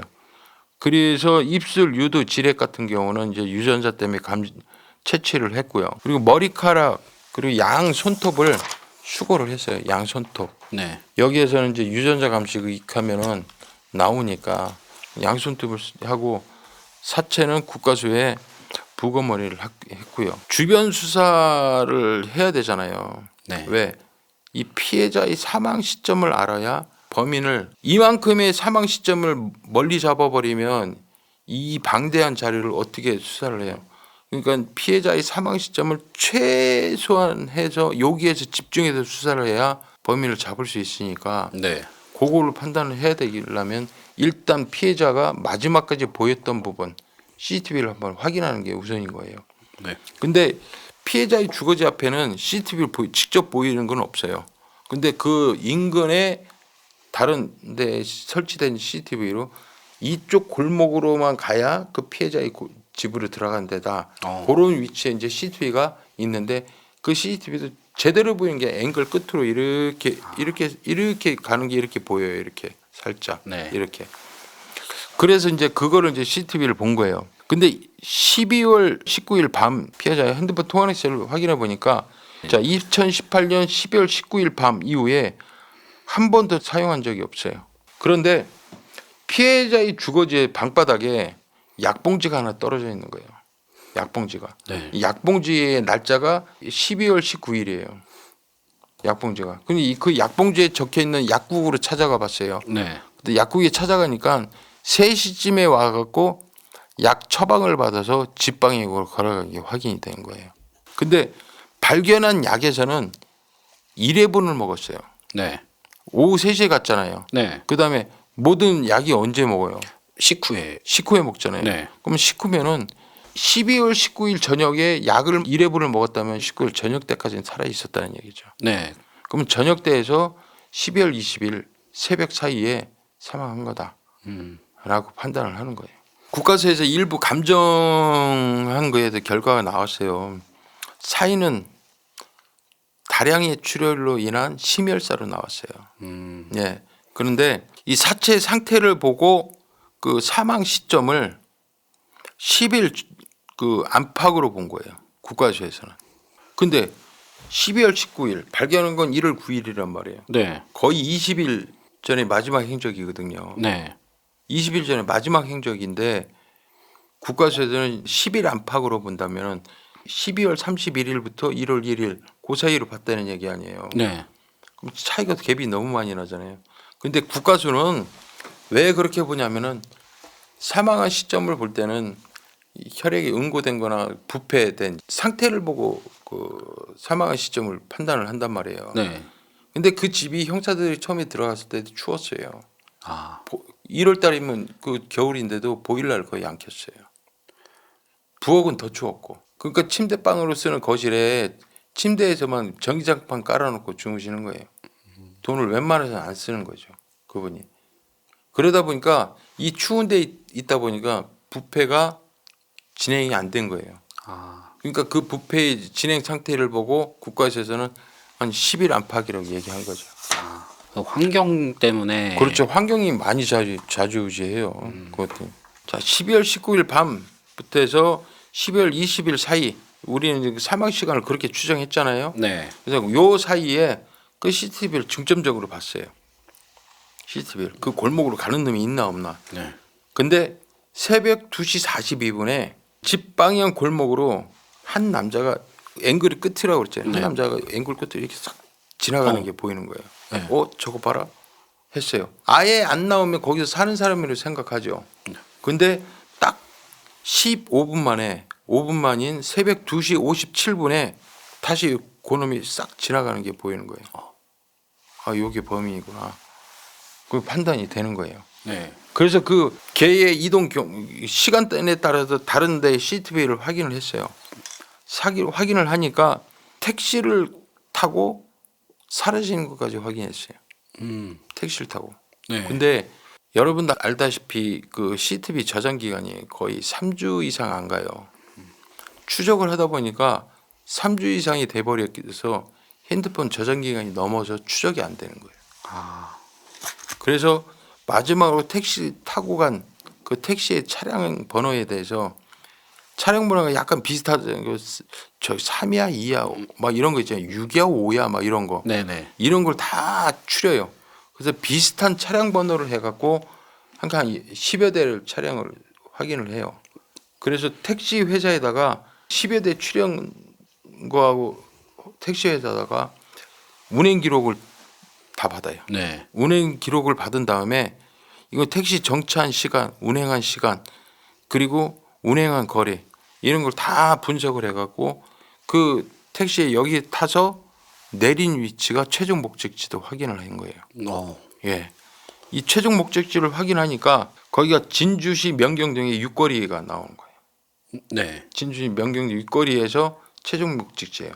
그러면 최종 목적지 그 주변으로 뭐 방범용 CCTV도 있고 네. 그리고 확인하는데 이동 경로가 안 나와요. 그러면은 뭐냐? 얘가 거기 근처에 사는 놈이다. 그러니까 이동 경로가 안 나오지.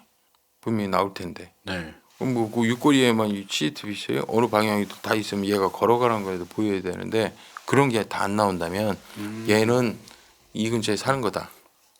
그렇다면 육거리일 때 상가를 선택하고 확인을 해볼 필요가 있는 거죠. 네. 그렇죠. 자, 국가수에서는 흉기를 의심되는 강목하고 접이 의자 있잖아요. 네. 기억하시라고 그랬잖아요. 네네. 그거에 대해서는 피해자 것 외에는 다른 DNA가 밝혀낸 게 없어요. 다만 그 피해자 손톱에서 용의자 것으로 보이는 의심되는 DNA는 검출이 됐어요. 그리고 용의자만 나오면은 DNA 비교 분석을 할 수가 있는 거죠. 네. 자, 형사들은 이제 육거리 근처의 상가에 그 상인들을 상대로 중점적으로 탐문을 했어요. 사진을 보니까 뭐 영상 사진을 보니까 누군지 모르는 거예요. 그런데 이제 그러면은 상인들한테 어떻게 얘기했냐면은 성격이나 평상시 성격이나 그 다음에 그 언행, 네. 그 다음에 그 인품 같은 거, 예, 성격 좋아요. 인품 어때요? 아, 그지 같아요. 그 걔네들 중에 여기 없어요? 얘하고 비슷한 사람? 아, 누구? 이렇게 나온 게 총 3명이 되는 거예요. 이 3명을 또 추려요. 다시. 네.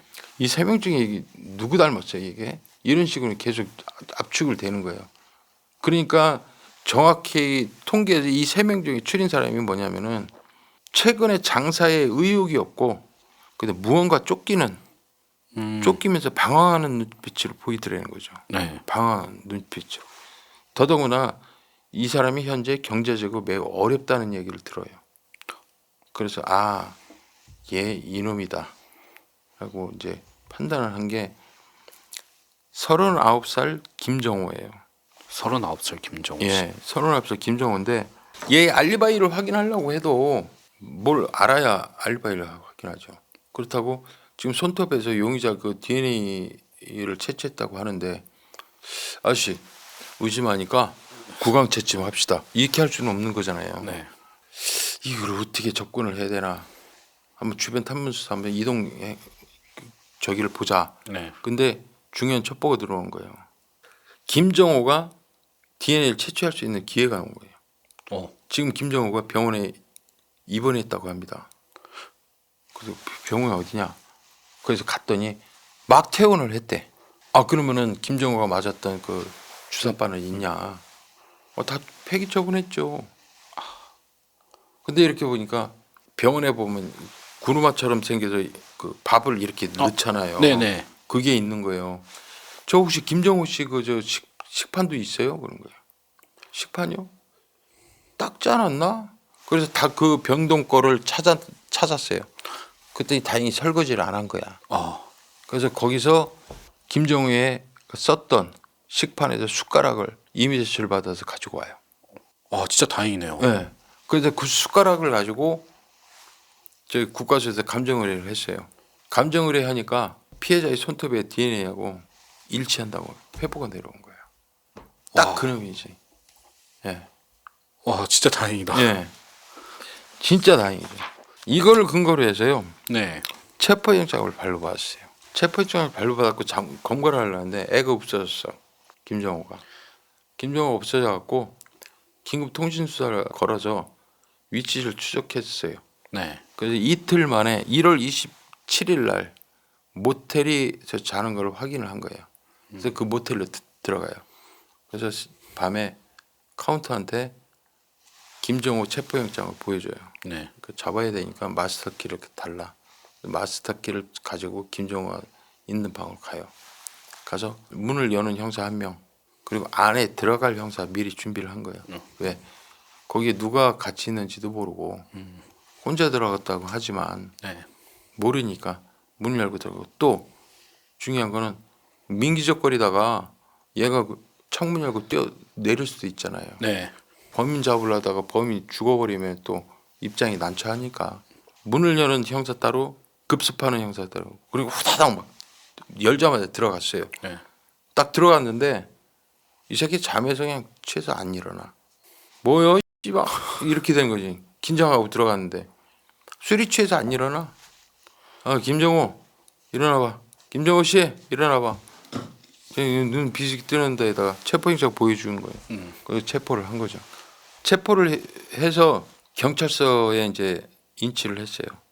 경찰서에 인치를 하고 그다음에 이제 우리가 국가서의 감정 결과물 있잖아요. DNA. 네. 이걸 히든카드로 쥐고 얘기를 안 했어요. 네.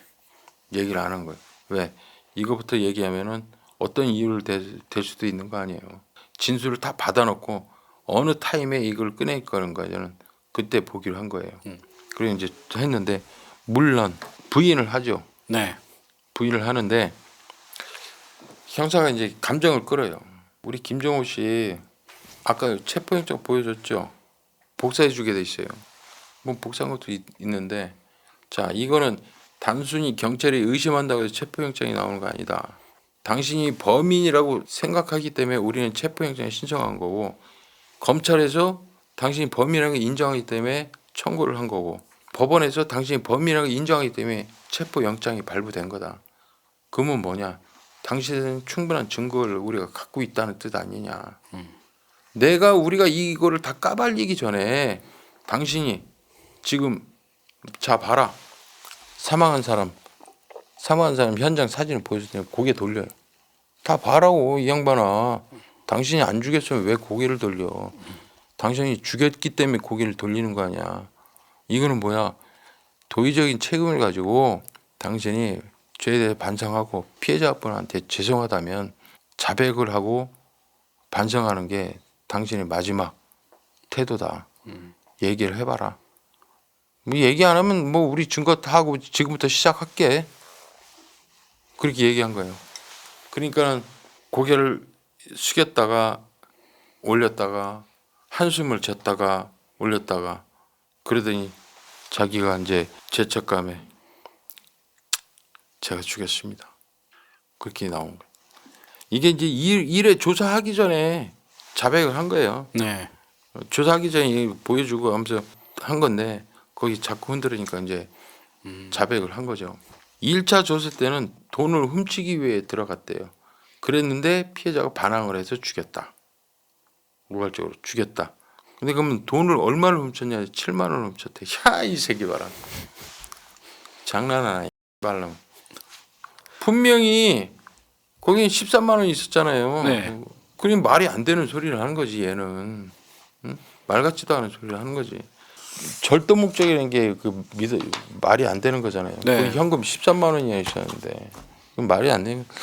그래도 여기에 대해서 이제 살인에 대한 그 동기가 맞지 않으니까 이제 캐묻기로 해요. 그래서 계속 묻고 어떻게 했고 범행은 어떻게 했고 이런 걸 다 확인을 하는데 2차 조사하려고 하니까 어머니가 면회가 온 거예요. 아. 친어머니가. 근데 범행을 부인하거나 아니면 공범이 있거나 여러 가지 이유로 그 가족도 면회를 못하게 하는 이유가 있어요. 네. 그래서 유치장에서 면회를 못 시키게 한 거예요. 그런데 형사 1팀에서는 시키자. 차라리 지 엄마 만나면 심경의 변화가 있지 않느냐. 우리는 이게 살인의 동기가 보다도 그 뒤에 뭔 배경이 있을 거다라고 판단하기 때문에 도어락 비밀번호를 누르고 들어간 자체가 잘못된 거 아니에요. 그렇죠. 예. 그러니까 그래서 이제 어머니를 만나게 해요. 그러니까 어머니를 만나고 애가 뭐 나이 먹으나 적으나 그 큰일 있을 때 어머니가 와서 말 한마디 하고 하면 눈물 나죠. 눈물 나는 거 보여주는 거예요. 그래서 딱 2차 조사를 들어가기 전에 형사가 그래요. 김정호 씨, 어머니가 이렇게 아들을 걱정하는데 김정호 씨는 다 내려놓고 다 얘기하는 게 낫지 않아요? 라고 얘기한 거예요. 그랬더니 한숨을 또 푹 쉬어요. 아니, 한숨 쉬지 말고 사실도 얘기해. 당신 마음 편하다. 우리가 뭘 요구하는지 알지 않냐. 당신이 살인한 거? 왜 살인했다 쳐. 근데 범행 동기가 안 맞는 거야. 당신 7만 원 훔치자고 사람을 죽였다는 게 말이 안 되잖아. 그 안에 현금이 얼마 있었는지 알아? 그건 당신이 지금 우리가 원하는 대답이 아니잖아. 당신 사실대로 얘기해야지. 물어봐요. 그러니까는 한숨 쉬면서 살인에 하게 된 진짜 사실을 이제 털어놓습니다. 예. 사실 둘째 아들 허두식이하고는 1년 전에 지인을 통해서 둘이 동갑내기다 보니까 친하게 지내게 됐대요. 근데 허두식이가 하는 얘기가 엄마 집 주변에 집이 두 채가 있는데 이 두 채하고 엄마 집하고 해서 같이 신축으로 원룸으로 질 생각을 하고 있대요. 만약에 그 원룸이 안 되면 시세가에서 그냥 다 세 채 다 팔아버릴 생각을 한다는 거예요. 네. 그런데 엄마가 지금 현재 살고 있어서 신축도 안 되고 집도 못 팔고 그러고 있다. 네. 그 얘기를 하는 거예요. 집이 팔기 힘든 상황을 얘기를 하더래요. 엄마 때문에 못 팔고 있다. 저기 한 마냥 얘기를 하니까 김정은도 이제 어느 정도 들어서 알고는 있죠. 네. 근데 어느 날은 찾아와서 하는 말이 어머니를 죽이고 싶은데 교통사고 강도를 위장하면 어떻겠냐. 둘째 아들 입에서 나온 말이에요. 예, 그게. 그러니까 어머니를 죽이고 싶은데 교통사고나 강도를 위장하고 죽이면 어떻겠냐. 이렇게 나온 거예요. 그 소리도 김정. 이거 뭔 소리 하는 거야. 안 해. 그런 거야. 자꾸 얘기를 왜 가스라이팅이라고 하잖아요. 네네. 예, 자꾸 그 얘기를 하면 나중에 이게 젖어버리면 이게 큰 죄가 아닌 것처럼 생각이 들어요. 계속 그 얘기를 하는 거예요. 야, 우리 어머니 사망보험금이 있는데 사망보험금 타면은 너 좀 줄게. 그리고 이 집 팔거나 신축으로 해서 이익금 나오면 또 사례도 할 테니까 좀 도와줘라. 그렇게 얘기를 계속 하니까 자기도 이제 경제적으로 어렵고 하니까 그래 알았어. 그러면서 살인하기로 하는 거예요. 둘째 아들 놈이 진짜 나쁜 놈이네. 그렇죠. 와. 둘째 아들이 그렇게 해놓고 어떻게까지 했냐면은 네가 죽이면은 네. 내가 수습하고 뒤처리 사고 처리는 내가 알아서 할게. 그러니까 죽이기만 해라. 예, 죽이면 해라. 그럼 내가 뒤처리는 내가 알아서 할게. 이렇게 된 거예요. 그래서 허두식이의 그 승용차를 타고 우리 집이 여기야라고 알려준 거예요. 사전 답사를 한 거야. 사전 답사를 할 때 마침 그때 엄마가 나와. 그때 그 허두식의 엄마를 처음 봤대. 김정호는. 그때 처음 봤대요. 사전 답사까지 치밀하게 한 거예요. 그다음에 이제 12월 19일 날 점심 때쯤 무렵에 허두식이가 찾아왔대요. 네. 그러면서 김정호한테 오늘 범행하자 하면서 뒷문 비밀번호 도어락 비밀번호를 알려줬대요. 그래서 그 비밀번호를 듣고 자기는 범행할 때 입을 옷, 신발 이걸 노란색 쓰레기 봉투에 담아서 택시를 타고 갔대요. 그래서 으슥한 곳에서 미리 범행할 때 입으려고 범행 옷을 갈아입고 가르하고 이제 들어간 거예요. 그렇게 해서 12월 20일 새벽 2시 42분에 뒷문에 도어락을 열고 딱 들어간 거예요. 딱 들어갔는데 진영이 씨가 누가 띠리릭 하고 여니까 네. 자려고 누웠다가 거실에 침대방 있다고 그랬잖아요. 네네. 침대가 자려고 누웠다가 일어나서 이제 주방으로 온 거예요. 누구야 하고. 네. 근데 김정호는 계획이 뭐였냐면 딱 하고 고무장갑 끼고 그 피해자가 잘 때 목을 졸라서 살해하려고 그랬거든. 조용하게. 조용하게. 근데 갑자기 와갖고 누구야? 너 누구야? 하면서 옷 잡으니까 이게 당황한 거야. 네. 자기는 계획이 없는 일이 벌어진 거야. 그럼 잡고 누구냐? 막 자꾸 흔드니까 엉겹결이 주변에 그러니까 가스레인지 위에 몽키 스패너가 있다는 거야. 그래서 이 몽키 스패너 머리를 가격해버린 거야. 그냥 내리쳐버리니까 피해자가 무릎 꿇으면서도 잡고 이렇게 무릎 꿇은 거예요. 그러면서 이걸 놓지 않으니까 발로 밀어버렸어요. 발을 밀어버려서 쓰러진 그 저 피해자의 머리를 계속 좌우로 막 때린 거예요. 이렇게. 그렇게 해서 살해를 했대요. 자, 살해를 한 후에 미리 짜놓은 게 이제 강도 사건을 위장하기 위해서 짜놓은 거잖아요. 네. 살해를 하기 위해서 미리 서랍장도 다 열어놓고 옷을 다 꺼내서 놓고 손가방도 바닥에 던져놓고 이렇게 한 거예요. 그런데 김정우가 그저 현장을 훼손하려고 밀가루를 뿌리려고 했던 거예요. 현장에 밀가루를 쫙 뿌리려고. 그랬는데 주방 안만 찾아도 밀가루가 없네. 그래서 화장실 안에 세제가 있어서 그걸 대용으로 쓰기로 했다는 거예요. 그래서 대야에다가 세제 넣고 물을 섞어 갖고 막 섞어서 피해자 몸에도 뿌리고 피해자 그 누워 있는 그 주방 바닥에도 뿌리고 작은 방에도 뿌리고 뭐 침대에도 뿌리고 안방 장롱 뭐 여러 곳에 다 뿌렸다는 거죠. 그렇게 하고 몽키 스패너를 가지고 나왔대요. 범행이 사용한 몽키 스패너. 그래서 야 이거 봐라. 강목하고 접이의식이 피범벅이잖아요. 네. 그래서 아니 김정우 씨 거기에 있는 강목하고 접이의식 의자 사진 보여준 거 이걸로 폭행한 건 아니에요? 그랬더니 아 그거는 쓴 게 없다는 거예요. 아니 말이 안 되잖아요. 안 썼어요? 아니 안 썼대요. 이래도 살인이고 저래도 살인이고 몽키 스패너 때려도 강목으로 때려도 똑같은 죄인데 네. 안 썼다는 거는 진짜 안 썼다는 거일 수도 있잖아요. 네. 근데 강목에는 뭐가 붙어 있어요? 피부 살점. 조직이 붙어 있잖아요. 그렇다면 이거 범행이 사용한 건데 피범벅이 되고 근데 얘는 안 썼대. 그게 의문인 거예요. 자, 이 이후에 허두시기를 김정우의 진술을 토대로 해서 긴급 체포를 합니다. 네. 1월 18일 날 김정우를 진술 토대로 해서 허두식을 긴급 체포하니까 허두식이가 지랄 난리를 치는 거예요. 내가 왜 그러냐고. 무슨 죄에 있어서 나를 잡아가냐. 막 이런 식으로 하는 거예요. 그래서 야 형사들 집합. 야 그러지 말고 조사하기 전에 허두식이하고 김정우 둘이 한번 만나게 해봐. 아.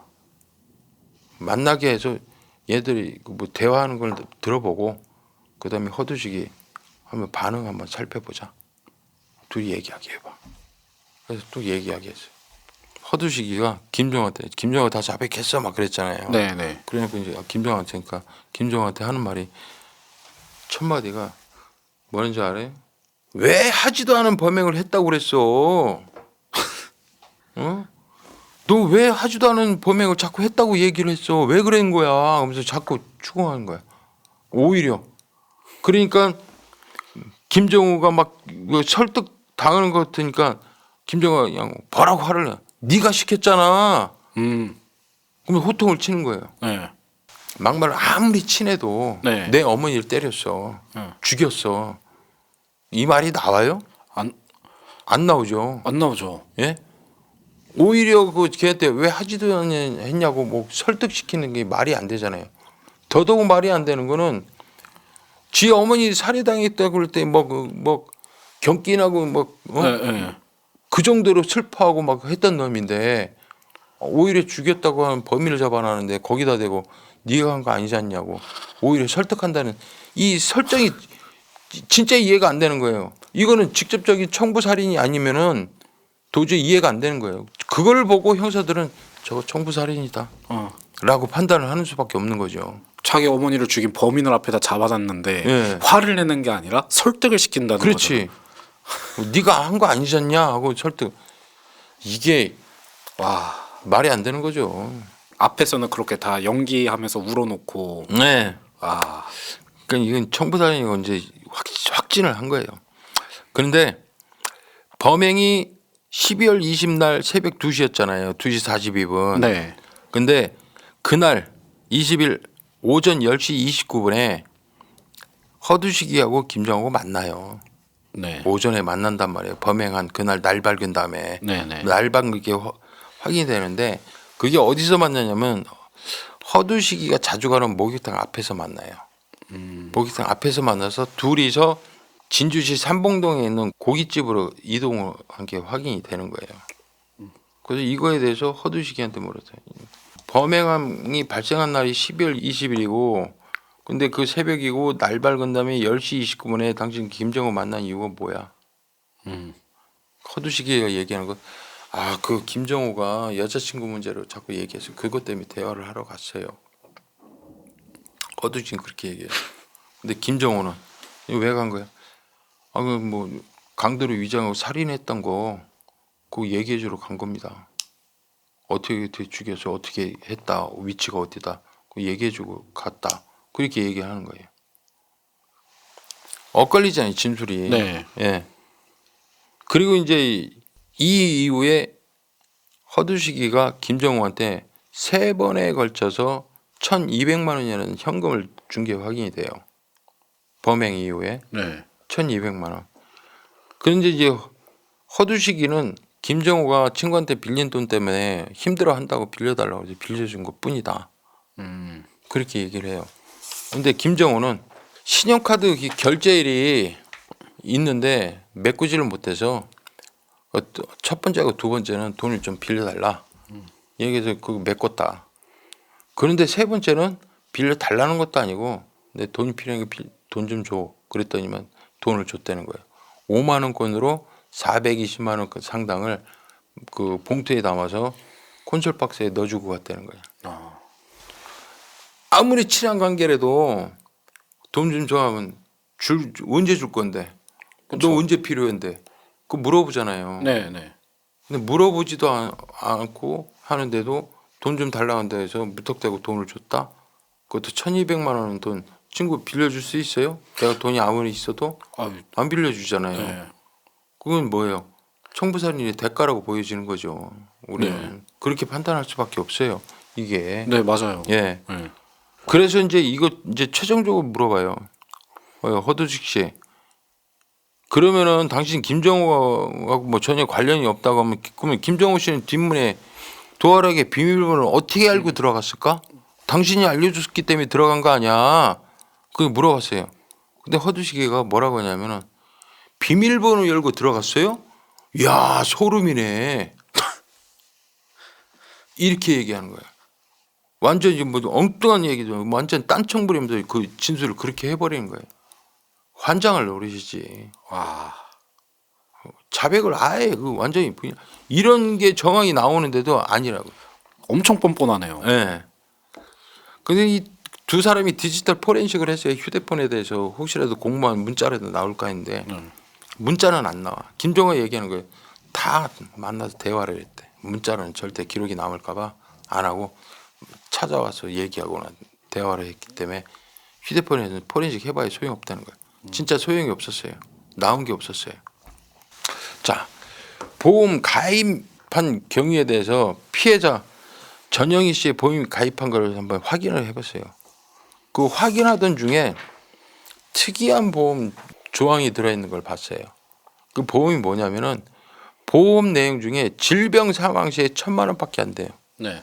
그런데 상해로 인한 직접적인 사망이 있을 경우에는 5억 원을 지급하게 돼 있어요. 상해요. 예.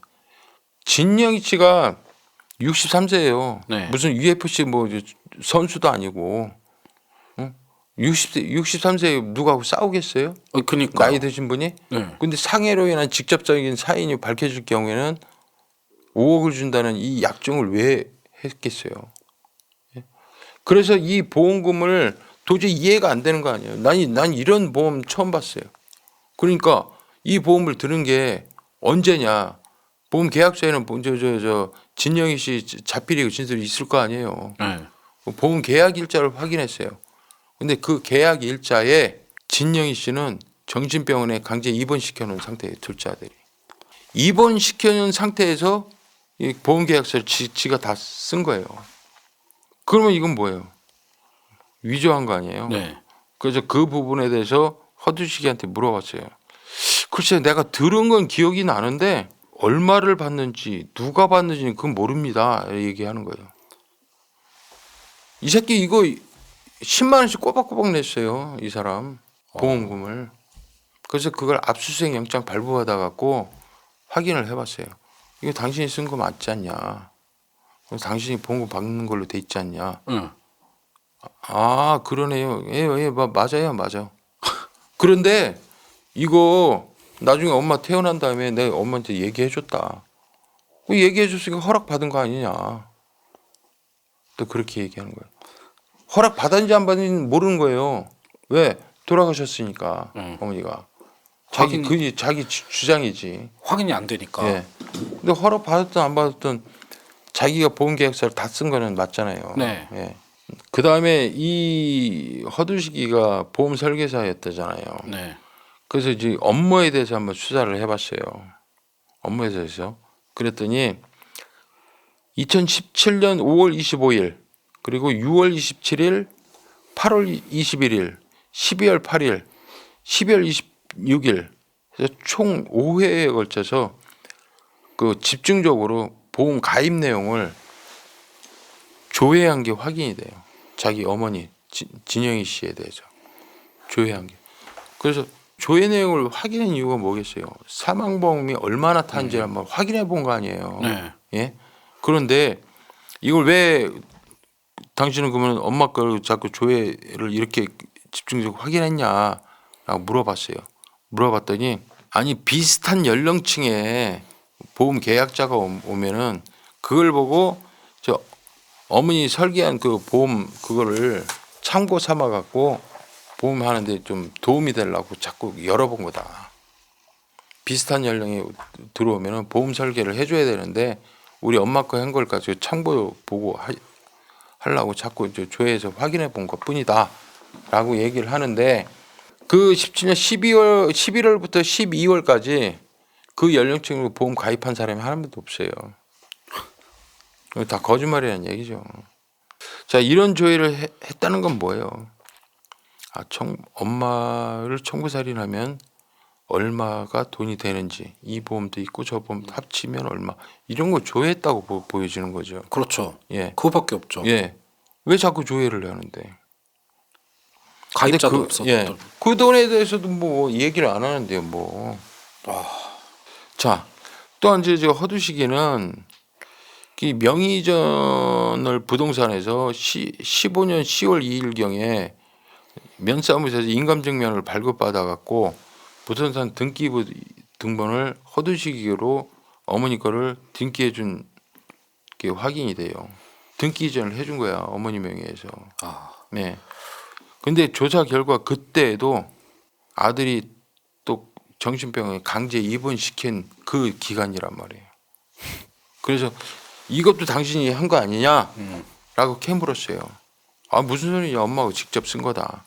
직접 쓴 건 맞아요. 엄마가 그러더라는 거예요.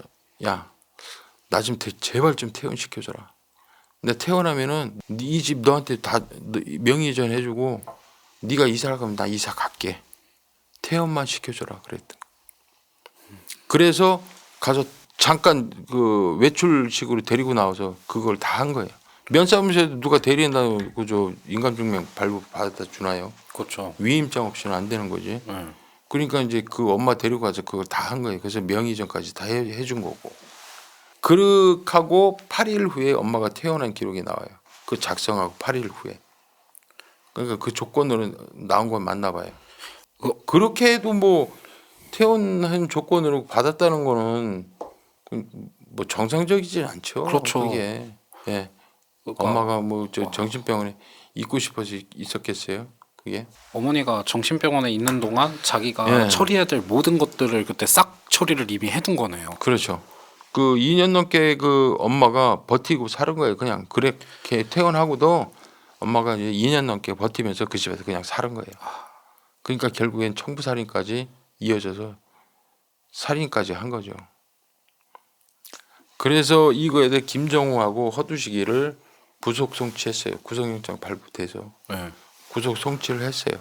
그리고 그 계획 있잖아요. 둘째 아들이 그 집을 허물고 뭐 그 원룸 그 신축을 진다고 그랬잖아요. 네.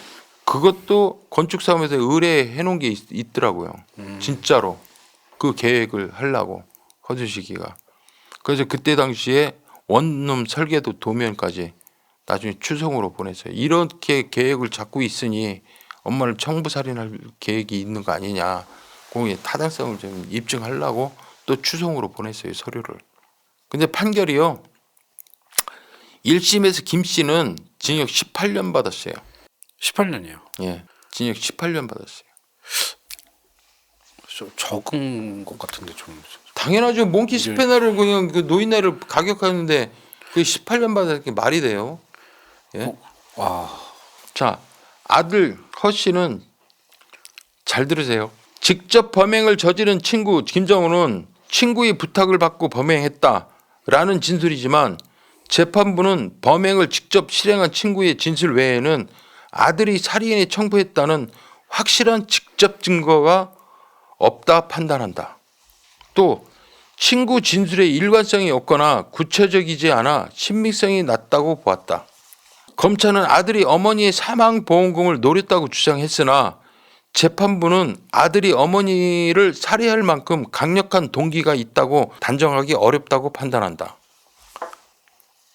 또 인터넷에서 보고를 검색을 했었나 봐요. 보고 독에 대해서. 보고독이요. 예, 허두시키가. 네. 근데 이것까지 이제 증거물을 올렸는데 인터넷에서 보고독을 검색한 것은 단순한 호기심에 검색일 가능성을 배제할 수 없다고 보였다.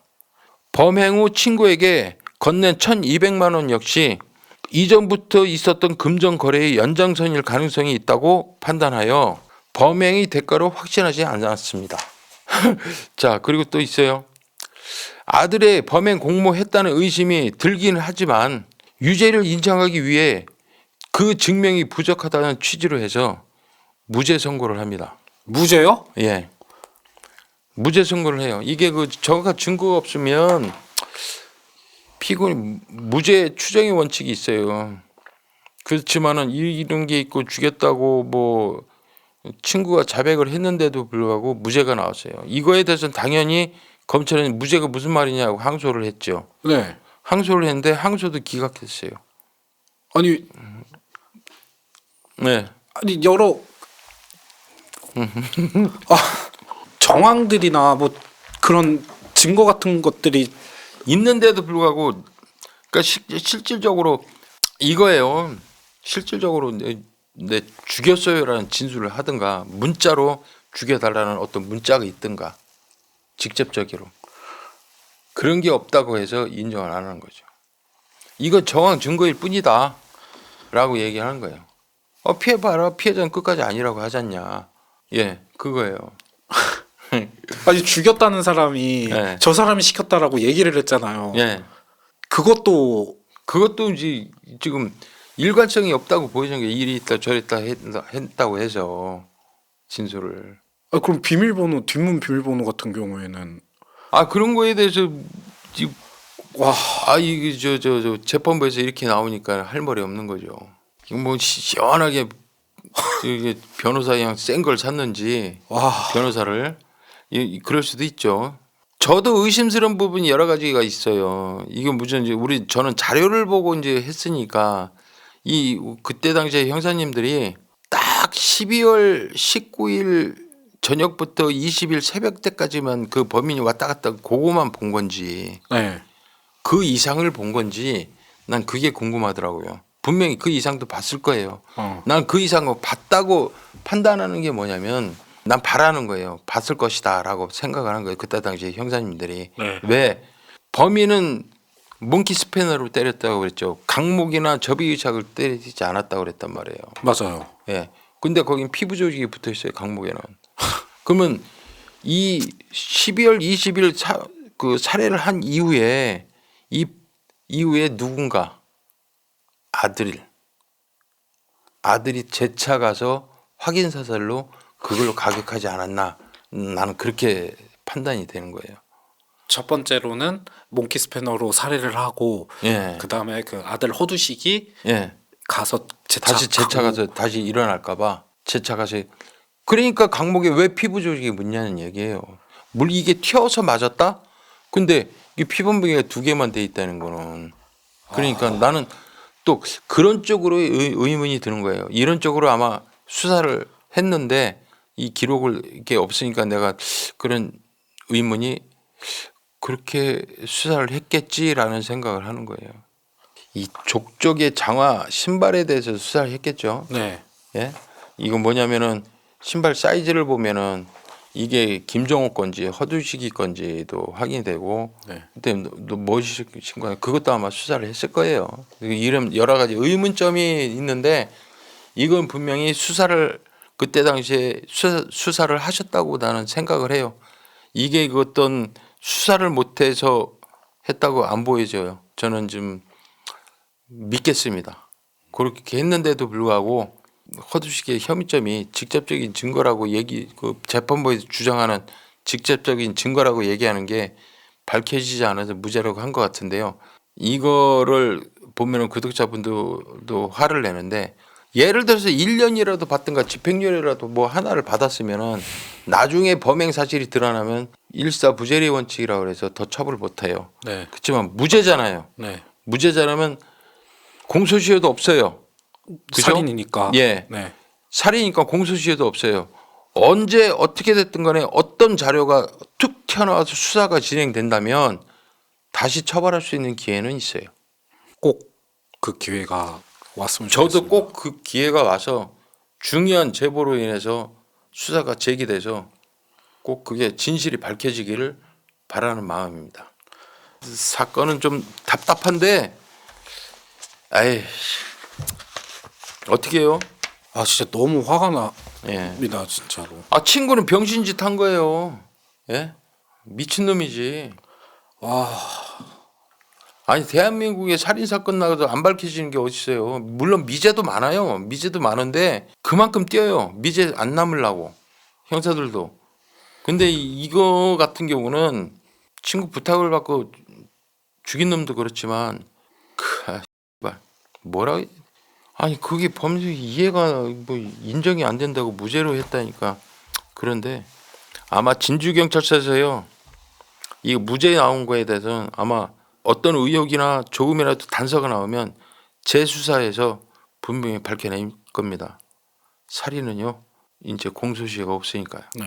꼭 정말 꼭 그렇게 됐으면 좋겠습니다. 좋은 결과가 나중에라도 네. 이 사건을 위해서 여러분 좋은 소식이 있습니다. 제가 몇 해 전에 이렇게 해서 무죄 받은 거 있죠. 근데 이렇게 하면서 좋은 그렇게 얘기할 수 있는 기회가 있기를 바라겠습니다. 네. 예. 자 이상 마칠게요. 감사합니다. 감사합니다. 안녕하세요, 구독자 여러분. 광고 요정 미나입니다. 오늘은 제주에서 노지감귤이 도착했는데요. 청정 지역 제주에서 올해 처음 수확하는 노지감귤. 달달하고 상큼한 귤만 골랐습니다.